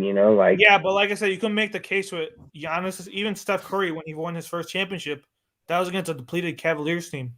I mean, they turned around and won. Then they turned around and won, 2 or 3 more or whatever too. So with KD, go ahead and say it with KD. I know the great we're gonna say next with KD. Right. Well, no, and that's true too, man. With KD, Steph, and Klay Thompson. I mean, goddamn, those are 3 active players. Like you said, Klay Thompson probably should have been on that list. Look at Brooklyn this year. They lost Kyrie, and then James Harden was dealing with a hamstring injury. We know if they were healthy, the Bucks weren't beating them. That's the other one. James Harden does not deserve to be on that list, man. You know what? The great one. You can make, you can say that, and listen, and that's fine, man. But I mean, that's just the way you're right. That the injuries happen, man. So they want to chip legit. It's happened like I told you. Remember that Too Raw for TV video he made where he said every championship has an asterisk. Oh, they do. Oh, I don't listen. I don't fault nobody for having injuries. That's just part of the game. You play who you play. The circumstances are the circumstances. So I'm not taking anything away from Kawhi's championship or nobody's championship or the Lakers championship during the pandemic. I mean, I don't care about that. It is what it is. I'm just talking about the fact that Kawhi Leonard, he stayed hurt a lot. It's kind of hard to judge him to be a top 75. I mean, when he plays, he plays. He's on, but when he gets hurt. I say Klay Thompson. I thought that Raptors run to come in there to take that team. Oh, no doubt. Nobody expected that. I didn't expect that. Nobody. That's special. That's special. They should have a statue of Kawhi Leonard for that. They should have a statue for that, man. I mean, Vince Carter and Kyle Lowry, DeMar DeRozan. I mean, it's legit. It's legit. Well, no, they traded him for DeMar DeRozan. Yeah, that's what I'm saying. They didn't. DeMar DeRozan. I mean, they didn't win anything. Kyle Lowry, Vince Carter, those great Toronto Raptors players. They didn't. And Roker says AD was also selected. And then don't forget they had to go through the Bucks because the Bucks were number 1 seed in the. They were number 1 seed that year. Oh, yeah. And what Kawhi Leonard did to Giannis, man, he played defense. Oh yeah, that means a lot too. AD was also elected, and he constantly get injured. Yeah, I don't think Anthony Davis. I agree with you, Roker. I don't think he should have made it, man. Yeah, I agree. Anthony Davis. No way. Anthony Davis, when his career is over, he's like right now. I don't think he deserves it, but when his career is over, he's probably gonna be in there. Yeah, of course. He should be if he can stay healthy enough and whatnot. But yeah, I right now I have a hard time putting him on that list. I have a hard time putting James Harden anywhere near that list. Honestly, I have a hard time with Paul Pierce. Less of a hard time with Paul Pierce, but I guess active players, man, Harden and Davis should not be on that list. Well, Harden, Kevin Durant definitely. Oh, of course, LeBron James, Chris Paul, those guys deserve to be on that list. Steph Curry deserves to be on that list, but I don't like James Harden because like the way he like manipulates the game. But you had to take a look when he was in Houston. They never missed the playoffs. Yeah, but they didn't do shit either, man. When they got there, to never miss the playoffs and you're in a hard conference. I mean, hey, I mean, even what's it called? Kareem, he missed the playoffs in the 70s. Of course, I mean, I ain't. I'm not saying Harden's like anywhere near Kareem, but to make the playoffs every year in that harder Western Conference, I think that's. And he won the MVP one year too. Okay, that's fair. But what I'm saying is there's a lot of great players that play the game of basketball. Man, somebody could be left off. I mean, some of those players I really have an issue with. I mean, but I'm glad Dominique Wilkins made this list. Oh, he should have been on. Maybe he should have been original top 50. But Bob McAdoo didn't make it. Bob McAdoo didn't make it. Bob McAdoo didn't make the original top 50. He arguably he should have been up there. But I'm glad. He made this list though too. Bob McAdoo did. So yes, as you should. I'm glad. All the top 50s made it to the top 75. Oh, hold on. I believe. Yeah, the original. They kept the original top 50, but they add on 25 more players. They kept the one from. I'll be honest. Some of these guys like Dave Bing and Bill Sharman. I can make it. Yeah. I get that. Okay, I ain't gonna argue with that. Great one. Yeah, a lot of players in that position, and they surpassed them. So I agree with that. I agree with that. So there's no shame in that. He said, I'll be honest, some of these lists, like some of these names, I've honestly never heard of. Like I've never heard of Lenny Wilkins in my life. Yeah, you need to look him up, man. You never heard of him, man? I mean, I've heard of him. But I don't really know him. I was like, who? Lenny Wilkins was a bad dude. He definitely deserves to be on this list. Mm-hmm. What about do you think Bill Sharman should be on this list? Yeah, the original top 50, but there's a lot of players in his position, and that has surpassed him. So do you think Bill Sharman should have been on this list? The original top 50, yes, not this list. I don't think he should be on this list. Yeah, no, not Dave Bean. I saw some of the resumes. It wasn't like their resumes was not like something like impressive. It was like I do agree with that. There's other players that deserves it. Like there are some people on this list who never even made an All NBA team. Yeah. I mean, like I said, they got most of the stuff right, but some of the stuff they got wrong. There's holes in it. So this list is, I don't know, man. I get it's probably slightly better than the one they came out with 25 years ago. Yeah, Adrian Dantley should have been on the list. Politicus rest. Yeah, but you're talking about that. Yeah, Dantley definitely should have been on the list. Should have been on there. And Alex English should have been on the list too. Personally, in my opinion, I'd probably put Manu Ginobili on there. Yeah, but he NBA, nah, man. No. He's close enough, man. It's arguable. You can argue that, and taking off maybe like a Dave Bean or do you guys think Harden for a manager or no? No, not Trace. No, Trace McGrady. No, neither Vince Carter. Neither we didn't want them. Yeah, some people are saying that. Personally, because they didn't really do. They're great players, but they didn't really take their team. No, they didn't. Trace McGrady played his best years in Orlando. He never made out the first round. Not one. No, his best years would probably be Toronto, I'd say. Toronto, no. His best year was in Orlando. Yeah, I would agree with that because Orlando was his first big deal, big contract. Oh wait, you're talking about I thought you were talking about Vince Carter. My bad. No. Yeah, no problem. Yeah, Chase McGrady does not deserve it. No Vince Carter either. Nor does Vince Carter, and I would probably agree that his best years were in Toronto. Chris Webber? Chris Webber? That's tricky. I personally wouldn't, man. If there was a top 100, I could see Chris Webber and maybe Mcgrady and Carter on that list, but maybe in 25 more years they can get they do, but I don't know about. Good question, the great one. Good question, man. No, because he used to be one of my favorite players, but then the thing with him was because he only had a few good years, like those years with the Kings, but then after that he pretty much because he only had like maybe 4 or 5 like really like great years. He played in the Washington Bullets when they were the Washington Bullets, and he played in Golden State. He played his best. Yeah. That's the thing, man. When he was young and fresh in the league, he was playing in obscurity with the Bullets and the Warriors. You know, not until he got to Sacramento did he really took off in Sacramento, right? And he had the team around him to do so. You know, he wasn't going to win shit in Washington or Golden State. Yeah, nah. They should have won it in 2002, though. They should have won it in 2002. Oh yeah, that rigging, man, the NBA rigging, yeah. But I mean, look, man, I hate it, man. What's it called? If I know we're doing what ifs, but if they win that championship, then Chris Webber definitely makes this list. I mean, it's possible. A lot of people put emphasis on championships. Let's be honest, they would have beaten the Nets. I agree. I agree. Hey, great. Whoever made it from the West was going to win that finals, dude. It wasn't. I agree. It didn't matter if it was Sacramento, San Antonio, LA, Portland, whoever came from the West. What's it called? Because it was the Kings and the Lakers who played in the conference finals, right? Was that the conference finals they played? Most of the part. Yeah, most of the part. Yeah, it was the Kings and the Lakers and some of the Portland also. Some of the Portland teams also. That was the main in the early 2000s. Those were the main teams that were playing the Lakers for the conference finals. Right. Portland and San Antonio. The Kings were conference finals. Yeah, San Antonio. Dang, my fault. San Antonio. Yeah, and you're right. Yeah. No, there was the Lakers and Kings. If the Kings win that, there's no question they beat the Nets unless they get severe injury. Unless there's like some severe injury to like Webber and those guys, they were gonna beat that Nets team. I agree. Great. The great one in Showtime. I agree. They sleeping them. They sleeping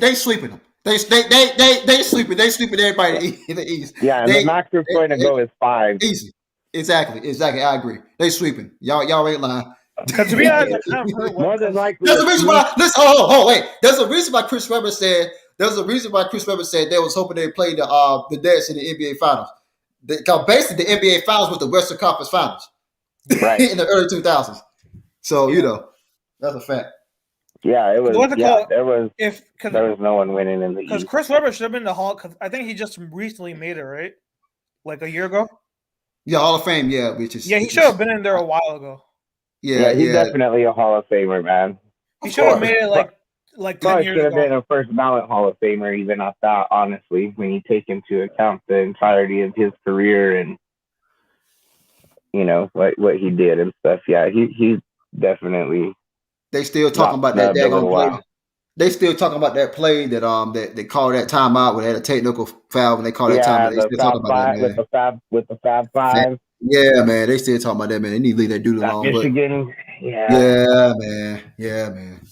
Oh shit! Man. That caused rifts in relationships with those guys too. But like Jalen Rose probably still holds animosity to Chris Webber to this day for that shit.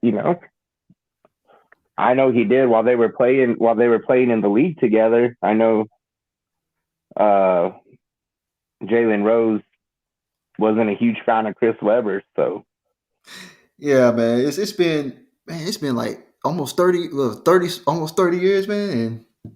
And we're pushing 40. We're pushing 40 with it because what was that? 92, 91, somewhere. Around there, right? Yeah. I'm like 3 or 4 years old. Yeah, 30 years. Yeah.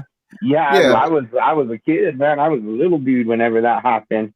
Yeah, I can remember when Michigan brought those freshmen on, And I can just remember all the talk about the Michigan Wolverines. You know, they just came out of nowhere, dude. And absolutely, Aroka. Yep. To some degree, yeah, he should be. He should be. He should be. But Jalen Rose, I think Jalen Rose is maybe even slightly underrated, man. I think Jalen Rose. He's a good player. Jalen Rose is a good player. He's a good player, man. Jalen Rose is one of those solid role player dudes that would get. Yeah, he's one of those dudes that will get you do the nitty gritties and shit like that. You know, that's a good dude to have on your team.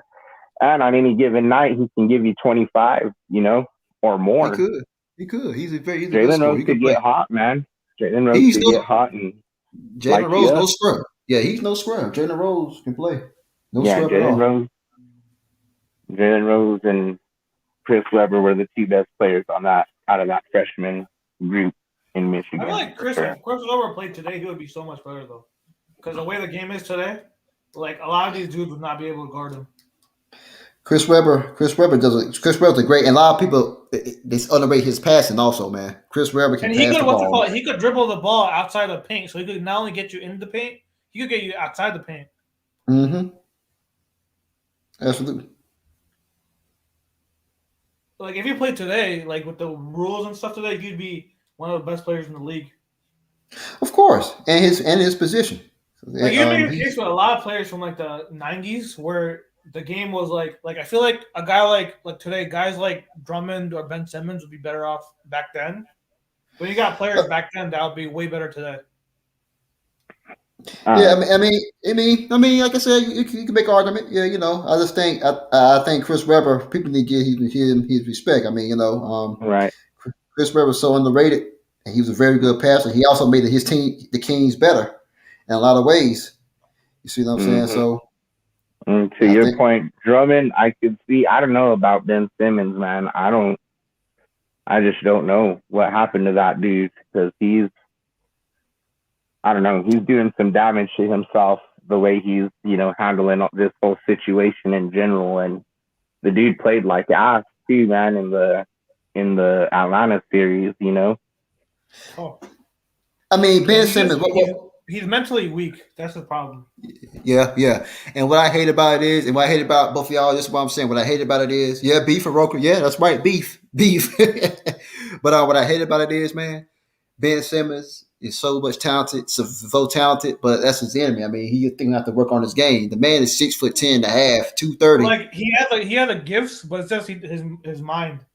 Yeah, that's the thing. Yeah, his mind. Like he's mentally weak, basically. Yeah. And you saw what's going on with him and did you hear he got kicked out of practice? Yeah. Oh yeah. Because Doc Rivers told him Doc Rivers told him to ingratiate yourself with the team, and Ben Simmons is very disengaged, so he kicked him out. Yeah, did you see the images of him in the practice with his cell phone on in his pocket and shit like that, man? Yeah, dude. No, I didn't see that. They get paid millions of dollars, man. Be a pro. Yeah. Make them regret their comments, and make them regret that they're forcing you out of Philadelphia. You know what I mean? He's got the ability to do it. It's not that he's not a talented player. I don't know, man. But yeah, we talking about practice for sure. And It's happening in Philadelphia, just like it did those years ago with Allen Iverson. But Rex, I don't know.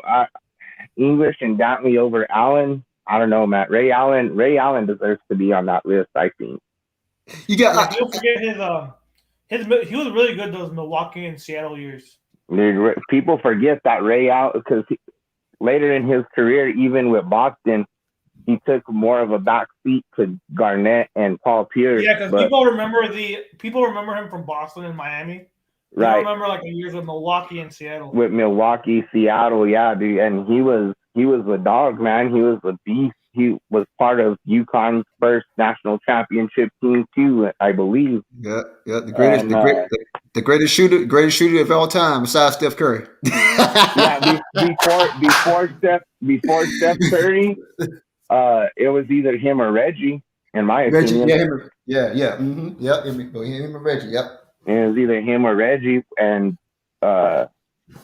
Ray Allen was clutch. He is a winner, and people.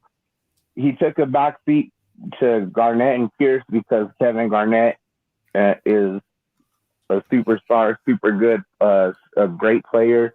So he's got that bold personality. You know, Paul Pierce was Boston. He was the veteran anchor. You know, he was the one who. He wasn't an impact whenever those three got together. He was already there. And Ray Allen kind of took a back seat. And Ray Allen don't have to take a back seat to nobody, man. Ray Allen definitely deserves to be on this list, in my opinion. I think Gatley and English should be on it too, but not at the expense of Ray Allen. I would keep Ray Allen on that list and remove some other names from somewhere else, maybe. Do y'all think Ray Allen and Reggie Miller are pretty much the same player? Well, I thought Reggie Miller was a better ball handler, though. I don't know. Okay. I don't know. I don't know. They are very similar because they're both excellent off the ball, man. Like, that's where they kill you off the ball, you know, catch and shoot. Just boom, on the drop of a dime, man. Reggie would hit those dagger threes with no time left on the clock, like deep in the corner, you know, arching over the side of the backboard and shit to get it in. And Ray Allen, you know, everyone recency bias, everyone remembers, you know, how clutch Ray Allen came through, especially for Miami there. A lot of people credit Ray Allen for that Heat championship against the Spurs, you know? Yeah, that league, I mean, I kind of knew, that I remember they got Ray Allen and Kevin Garnett, I kind of knew they was going to win. That was their chance to win. I kind of knew they was going to win it that year. I did almost, too. What's it called? They almost lost because they almost got taken 7 to the by Cleveland Cavaliers. Yeah. And the Atlanta Hawks. Yeah. I think experience. Cleveland, to be honest, they could have, because they won 7 games to yeah, they did. Yeah, I thought they were in more danger against Cleveland and Atlanta. I thought that because Boston was going to be at home in Game 7, I thought they had Atlanta, but Cleveland, I don't know, man. It was just. On top of that, they got a break too, because I know injuries are part of the game, but they got a break when Andrew Bynum got injured too. Yeah, maybe a little bit. But Bynum wasn't there yet. Man, the next season is when Bynum developed the way that they needed him to.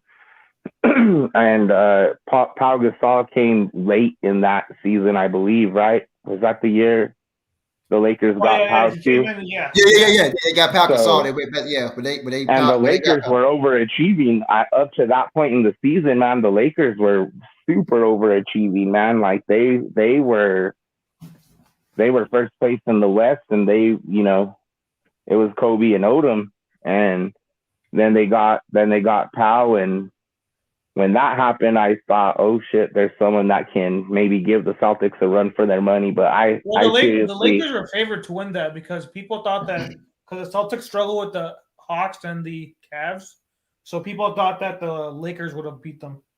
Yeah, no, I was hoping the Lakers would beat them, but like Daryl said, man, whenever the moves happened and Ray Allen and Kevin Garnett signed before that season with Boston, I just knew that they were going to be the champs that year. Another thing too, the Lakers met San Antonio in the conference finals. If San Antonio went to the finals, that series, who knows who could have won? Yeah, and the thing is, even though the Celtics beat the Lakers in the 2008 NBA Finals, and the next year the Lakers beat the Magic in the NBA Finals. Yeah. But what Kobe really wanted is to beat the Celtics, because he knew he beat the Magic. I mean, look. I mean, he was glad because it still meant he got the one without Shaq. Yes, but he really wanted Boston. That's what he. But deep down, it was bittersweet because I agree with you, man. I don't know for sure, but I just, from what we know about the dude, I have a feeling that it was bittersweet because he wanted to avenge that loss to the Celtics. Yes, he did.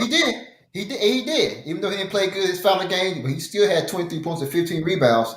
But that game 7 in 2010, it was either 23 or 24 and 15 boards. Yeah, that was that was Kobe's Game 7 against them, and he got his chance at redemption. The thing that would have helped with that Magic series would have been if Cleveland would have made it, because I think Kobe was thinking too, like, well, shit, if I'm not going to play against Boston, I want us to play, I want that head-to-head matchup with LeBron James in an NBA Finals. Because they were doing all those LeBron and Kobe commercials and shit. Remember? With never happened. Yeah, that puppet. Yeah, never happened. Never happened. You're right. Never happened. But yeah, those Yeah, I was so surprised. I thought the year in 2009 was like for sure because Kevin Garnett was out of the way. So like I thought they were definitely good, but in Orlando, they just couldn't stop Dwight Howard. They might contain Dwight Howard. they could contain Dwight Howard, man. It would help. It also helped if Dwight Howard had those shoes around him too, man. Hedo Turkoglu with Charles Lewis. Yeah, man. They were built around. They were being Jameer Nielsen. Yeah, similar to Giannis a little bit. Hedo Turkoglu, Rasheed Lewis. God damn, dude. Those shooters. Those are guaranteed. Yeah, that Magic team was fun to watch, man. Dwight Howard was on his A game that year. Oh man, he was destroying cash, man. That's a guy who definitely could have been on this list, but oh yeah, he could have. But I agree that he shouldn't be on it. But I'm saying if you go back to that 2009, the 8, 9, 10 seasons, if he would have kept playing like that when he went to LA and shit and moved on from Orlando, then Dwight Howard is easily on this list. But because he handled business, it's like the Ben Simmons thing, like the way he went about handling his business and stuff. It's the reason why he's not on this list. Well, Dwight Howard Dwight Howard is like way better than Simmons though, because even because some of those years he was like a top 3 MVP candidate, and then of course he led the team to the finals. Yeah, at least he did. Cause Anthony Davis, he played 7 years in New Orleans. He missed the playoffs 5 years. He only made the playoffs twice. I mean, he's more. Now listen. Now I'm not saying Dwight Howard, man. I think he should make it over AD. I think he accomplished more at that particular time. Yeah, but at this point, yeah. Yeah, but I understand he's not a better player than Anthony Davis, but Dwight Howard led his team to the playoffs more often. And I'm not asking Dwight Howard to win, but he at least led his team to the playoffs more often than AD than he didn't make it. Because Anthony Davis is probably more, he's more skilled and a little bit more talented than Dwight Howard as far as his post move, shooting ability. But he's definitely got a better skill set. Exactly. But I think Dwight Howard, I understand why he didn't make it, but at the same time, Damien Willard, man, he's up there. I mean, come on, man. I think.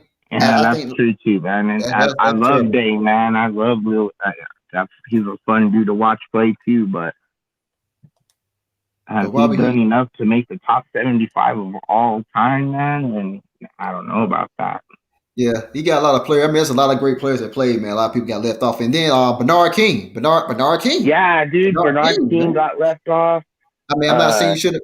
Injuries got him. A lot of, but But yeah, but still, man, when he was on, that. Oh, efficient too. He was very efficient. If they're going to put a guy like Anthony Davis on there, or even fucking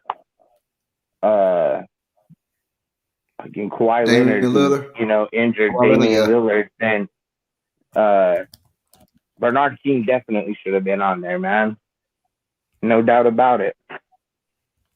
When you look at some of that, I mean, there's 11 active players on this list, man. That's like 9% of this list, 8% of this list. That's a good chunk of this list, man. When you're talking about 75 players of all time and 11 of them are active, that's a lot of recency bias, man. Well, some of these names, like obviously LeBron deserves to be there. KD, of course. There's the obvious. Easy. LeBron James, Kevin Durant, Steph Curry. Yes, of course. And then you get just like some questionable. Like personally, I thought Melo should have because I thought Melo should have been on here. I don't know about you guys. Oh, I agree. Carmelo I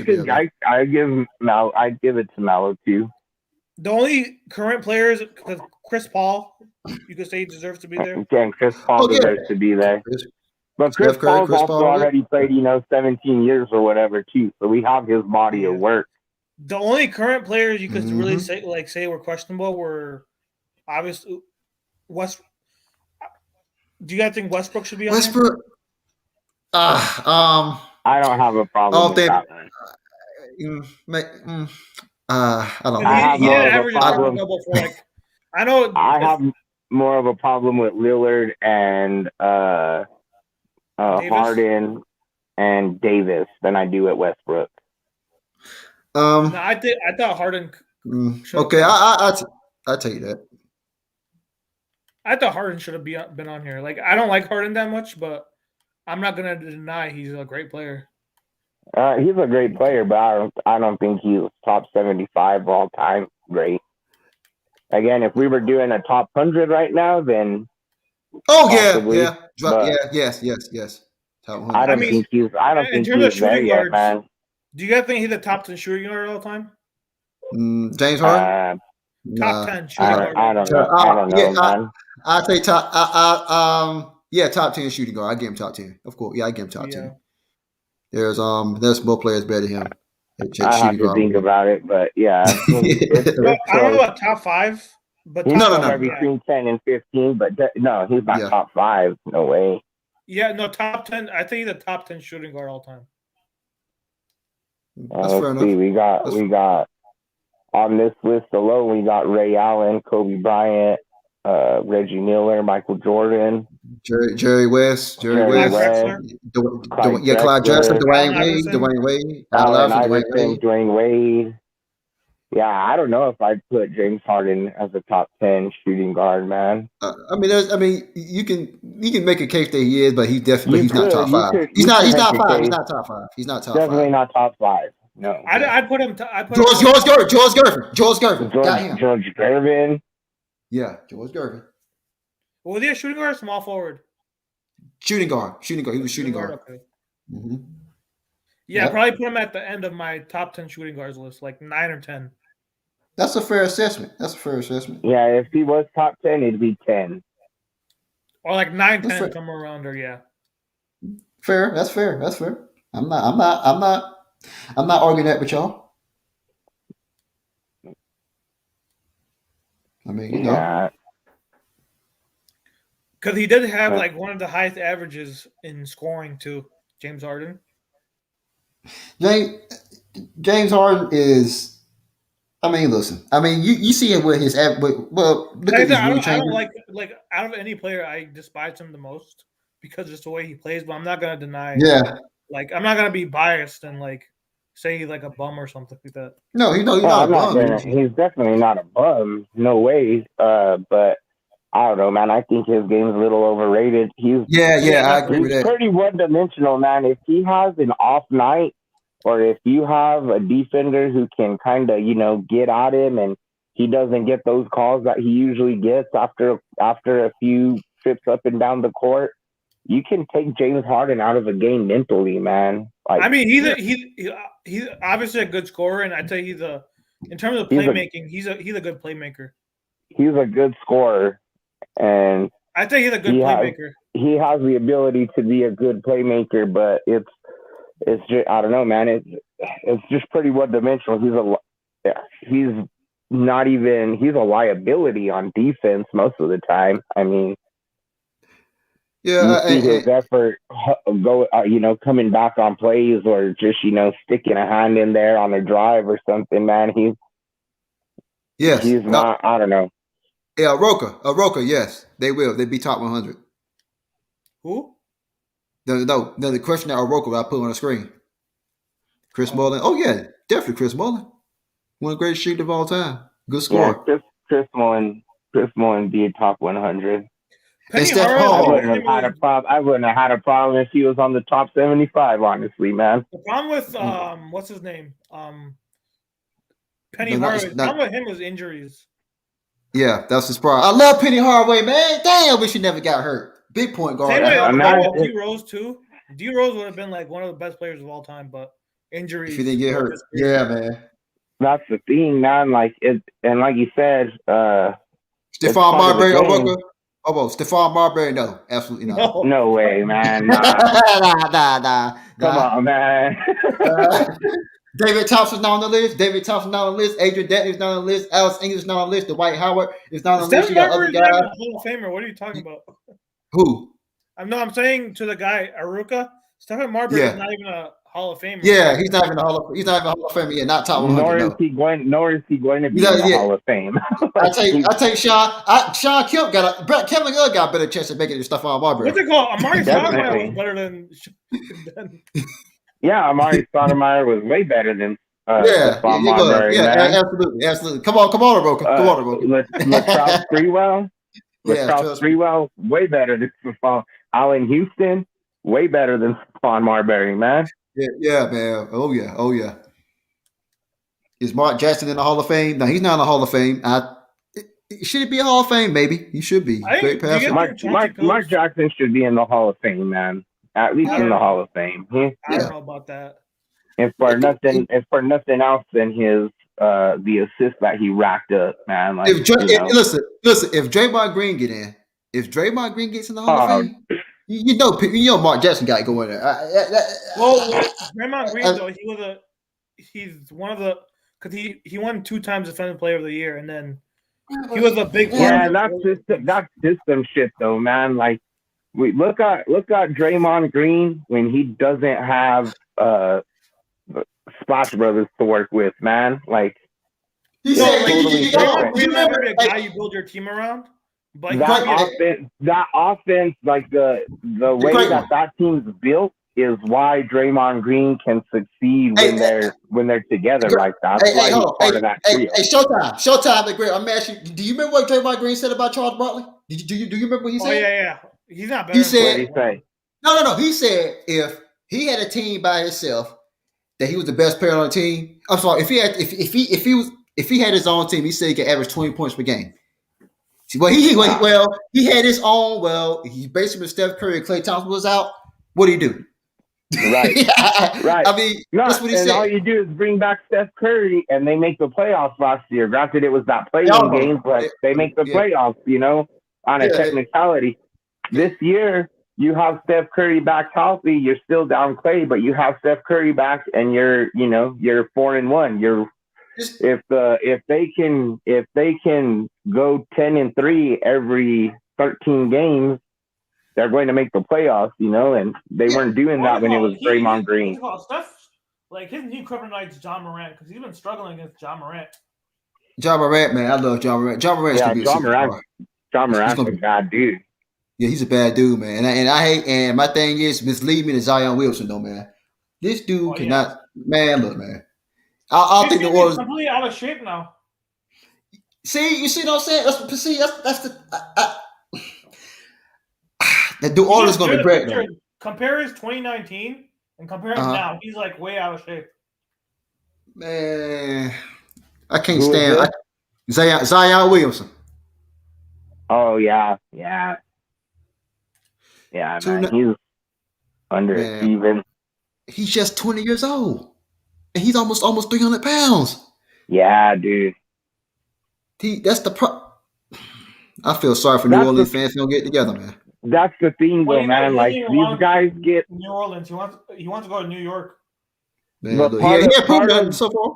No way. And part of your job, man, like you're making millions of dollars, bro, to hit the gym and play ball, to stay in shape and play ball.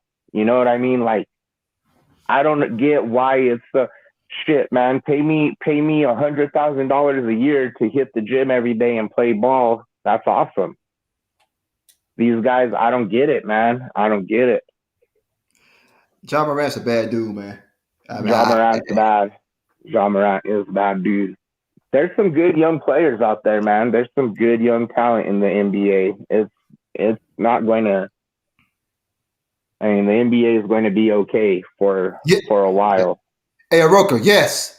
Tom Chambers, yes. He's top 100. Tom Chambers top 100. Yeah. Was he on the Suns or something? He was on the Suns. He was on Seattle, I believe. Yeah, he was on the 93 team, right, with Barkley? I don't think he. Let me go look at that. I think he left before Barkley got that. Let me check. I thought he left before Barkley got there too, but let me check that. Let me check that. Yes, he's top 100. The man scored 20,000 points, and he's not even in the Hall of Fame yet. Can you believe that? Yeah, that's messed up. What do you think about Joe Dumars? You think Joe Dumars should have been on this list? No, I don't think. Nah. Maybe if it was a top. I don't even know if top 100 for sure, but not top 75. Yeah, not Joe Dumars. No, they got that one right. Not Joe Dumars. Don't get me wrong. He was an underrated player. Yeah, he was. Absolutely. Joe Dumars. He has value for any team. Let me see. Tom Chambers. Yes. He was up there. Yeah, he was on the Phoenix Suns. Yes, 92 and 93. Yes, he was with Charles Barkley. He was averaging 12 points per game. He was out of his prime at the time. But yeah, he was up there. Yeah, this man scored 20,000 points, averaged 18.1 points per game, 6.1 rebounds, shot 46%, 30% from three, 80% from free throw percentage. He scored 20,000 points. He's not even on the Hall of Fame. You got to be kidding me. Yeah, that's not cool. Who? Antoine Jameson scored. Yeah, Tom Chambers. I don't know if Antoine Jameson's a Hall of Famer. I mean, he has a case, but if you don't make it, I definitely understand. But I mean, I'm saying if you score 20,000, that should, as far as scoring, that should be enough to put you on that mark. That should check the box for scoring. Yeah, it should. Did you say Antoine Jameson? Did you say who did you? Antoine Jameson scored 20,000 points. He's not even in the Hall of Fame. What about who's the dude who Antoine Walker? Did he ever score? He didn't score 20K, did he? No, he didn't. I don't think he ain't in the Hall of Fame. Antoine Walker. No, he ain't scored 20,000. I don't think Antoine Walker is a Hall of Famer, man. No.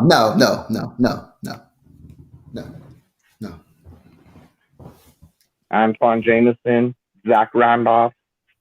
Those guys could be in the Hall of Fame. Yeah, they could.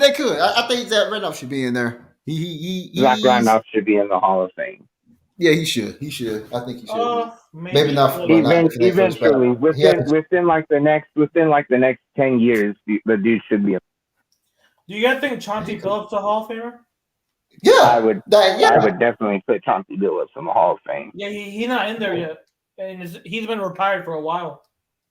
Yeah, he's gonna make it. He's gonna make it. He's the guy that you have to see. I know people look at his numbers and stuff. I get it, but he's the guy that you have to see to say he's a Hall of Famer. Yeah, man. If you've seen Chauncey Billups, then you wouldn't deny him being a Hall of Famer, man. If you watch him play. And check this out. Numbers don't jump out at you, but check this out though. When Allen Iverson, remember when Allen Iverson played with Carmelo Anthony and Denver Nuggets? Yep. When Allen Iverson left, Chauncey Billups went up there and went to the Western Conference Finals. Yep. Against the Lakers. Yep. Yeah, but I'm just saying, why haven't he should have been on, because he's been retired for I think 9 or 10 years, somewhere around that. Probably wasn't that long. Probably somewhere in there. I think 2012 or something like that, around there, early 2010s. He retired. Yeah, he did. And people just look at numbers, but if you actually seen a guy play, you'll know if that guy's a Hall of Famer or not. Chauncey Billups is one of them. Watch the 04 playoffs and tell me that guy's not a Hall of Famer. Yeah, but I'm just saying, why are they taking so long for him to get in there? That's my problem. Some dudes just man. It's some dudes just like politicking, huh? Yeah. I was getting ready to say that. Yeah. It's politicking, man. Like that's the thing too. As prestigious as it is and stuff, the Hall of Fame is a voting process, also, much like. Yep. Richard, there's a lot of guys that you can make a case for a lot. Richard Hamilton could be a Hall of Famer. He's a 3-time All-Star, but like I said, he has a case. He has a case, man. I mean, if he's not a Hall of Famer, should be in there. Who? Amari Stoudemire. Yeah, but he's not first ballot. I mean, he had injuries, but as soon as he went to New York, that's what messed him up. I mean, he did good for a couple of seasons. Then he Mars Star should be in the Hall of Fame compared to other players. Do you guys think Horace Grant should be in the Hall of Fame? Nah. But I'll tell you this though, he's a great role player. He fit on any team. I don't think he should be in the Hall of Fame. That's a lot. Like he had like apparently when it comes to defensive analytics, he's like very high in them. I don't think his career was a Hall of Fame career. Okay, that's fair.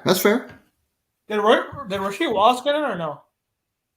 No, he ain't get in. I think he should get in. Rasheed Wallace. I believe Rasheed Wallace should be in the Hall of Fame. I believe Rasheed Wallace should be in the Hall of Fame.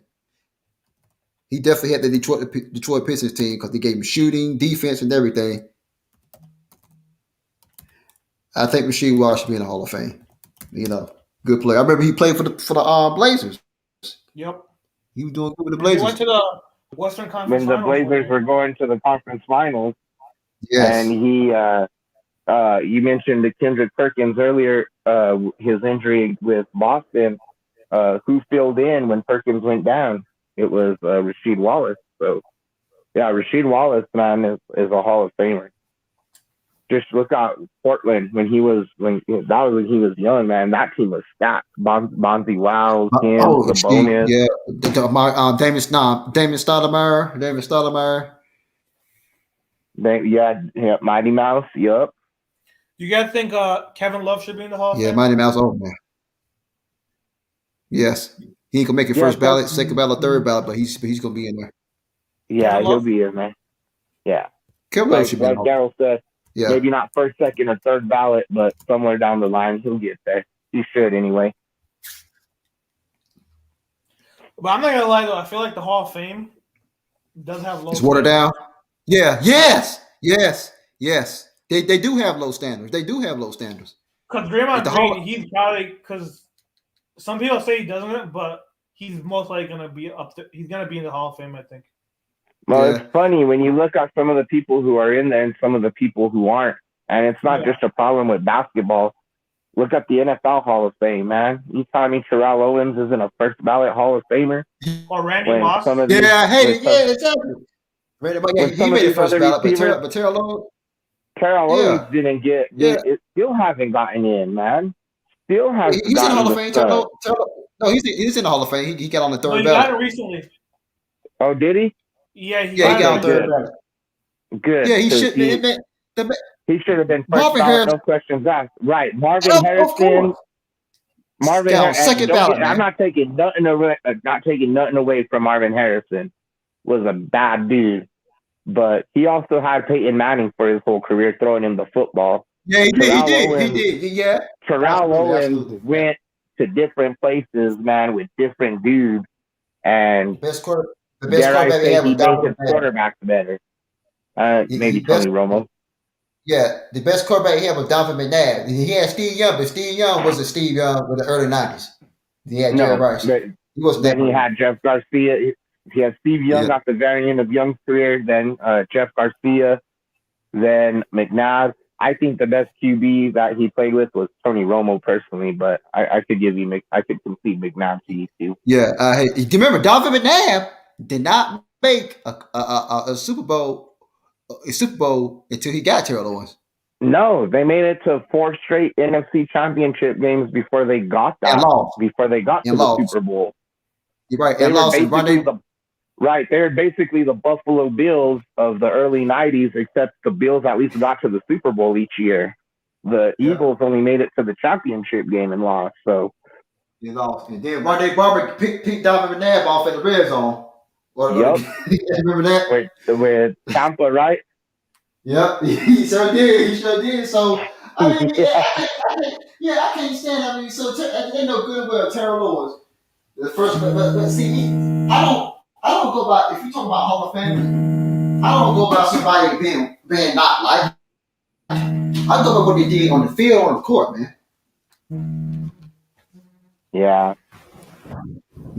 So it's just a shame, man. Like, and the reason why T.O. didn't get in there first ballot is because he rubbed reporters the wrong. The people who were voting to get these guys in he rubbed a lot of them the wrong way. You know, his attitude and shit with them and whatnot, the perception of his shit, man. Terrell Owens and Chad Johnson in Cincinnati were tearing it up that one year. Yeah, Terrell Owens, bad dude, man. All right, guys, I'm gonna wrap this up, man. But I might be on later on tonight though. I don't know if y'all. All right, Daryl. Wait, Daryl, do you watch NFL or no? Yeah. Oh, I watch NFL. Yeah, but you should follow this one guy. We do it, Prince Sports. We talk all sports, so he's on YouTube. Oh, okay, I got you. All right, one of our streams together. All right, no problem. If y'all send me a link, I join. But I'll probably be on later on tonight, guys. And we talk more about that the great one and Showtime. If y'all be up there, just I guess y'all can join. But I'll be back on tonight. Sure. Okay. See you. All right, I'll be looking for you, man. All right, Roka. All right, y'all take it easy. All right, Showtime. Be safe. All right, the great one. All right.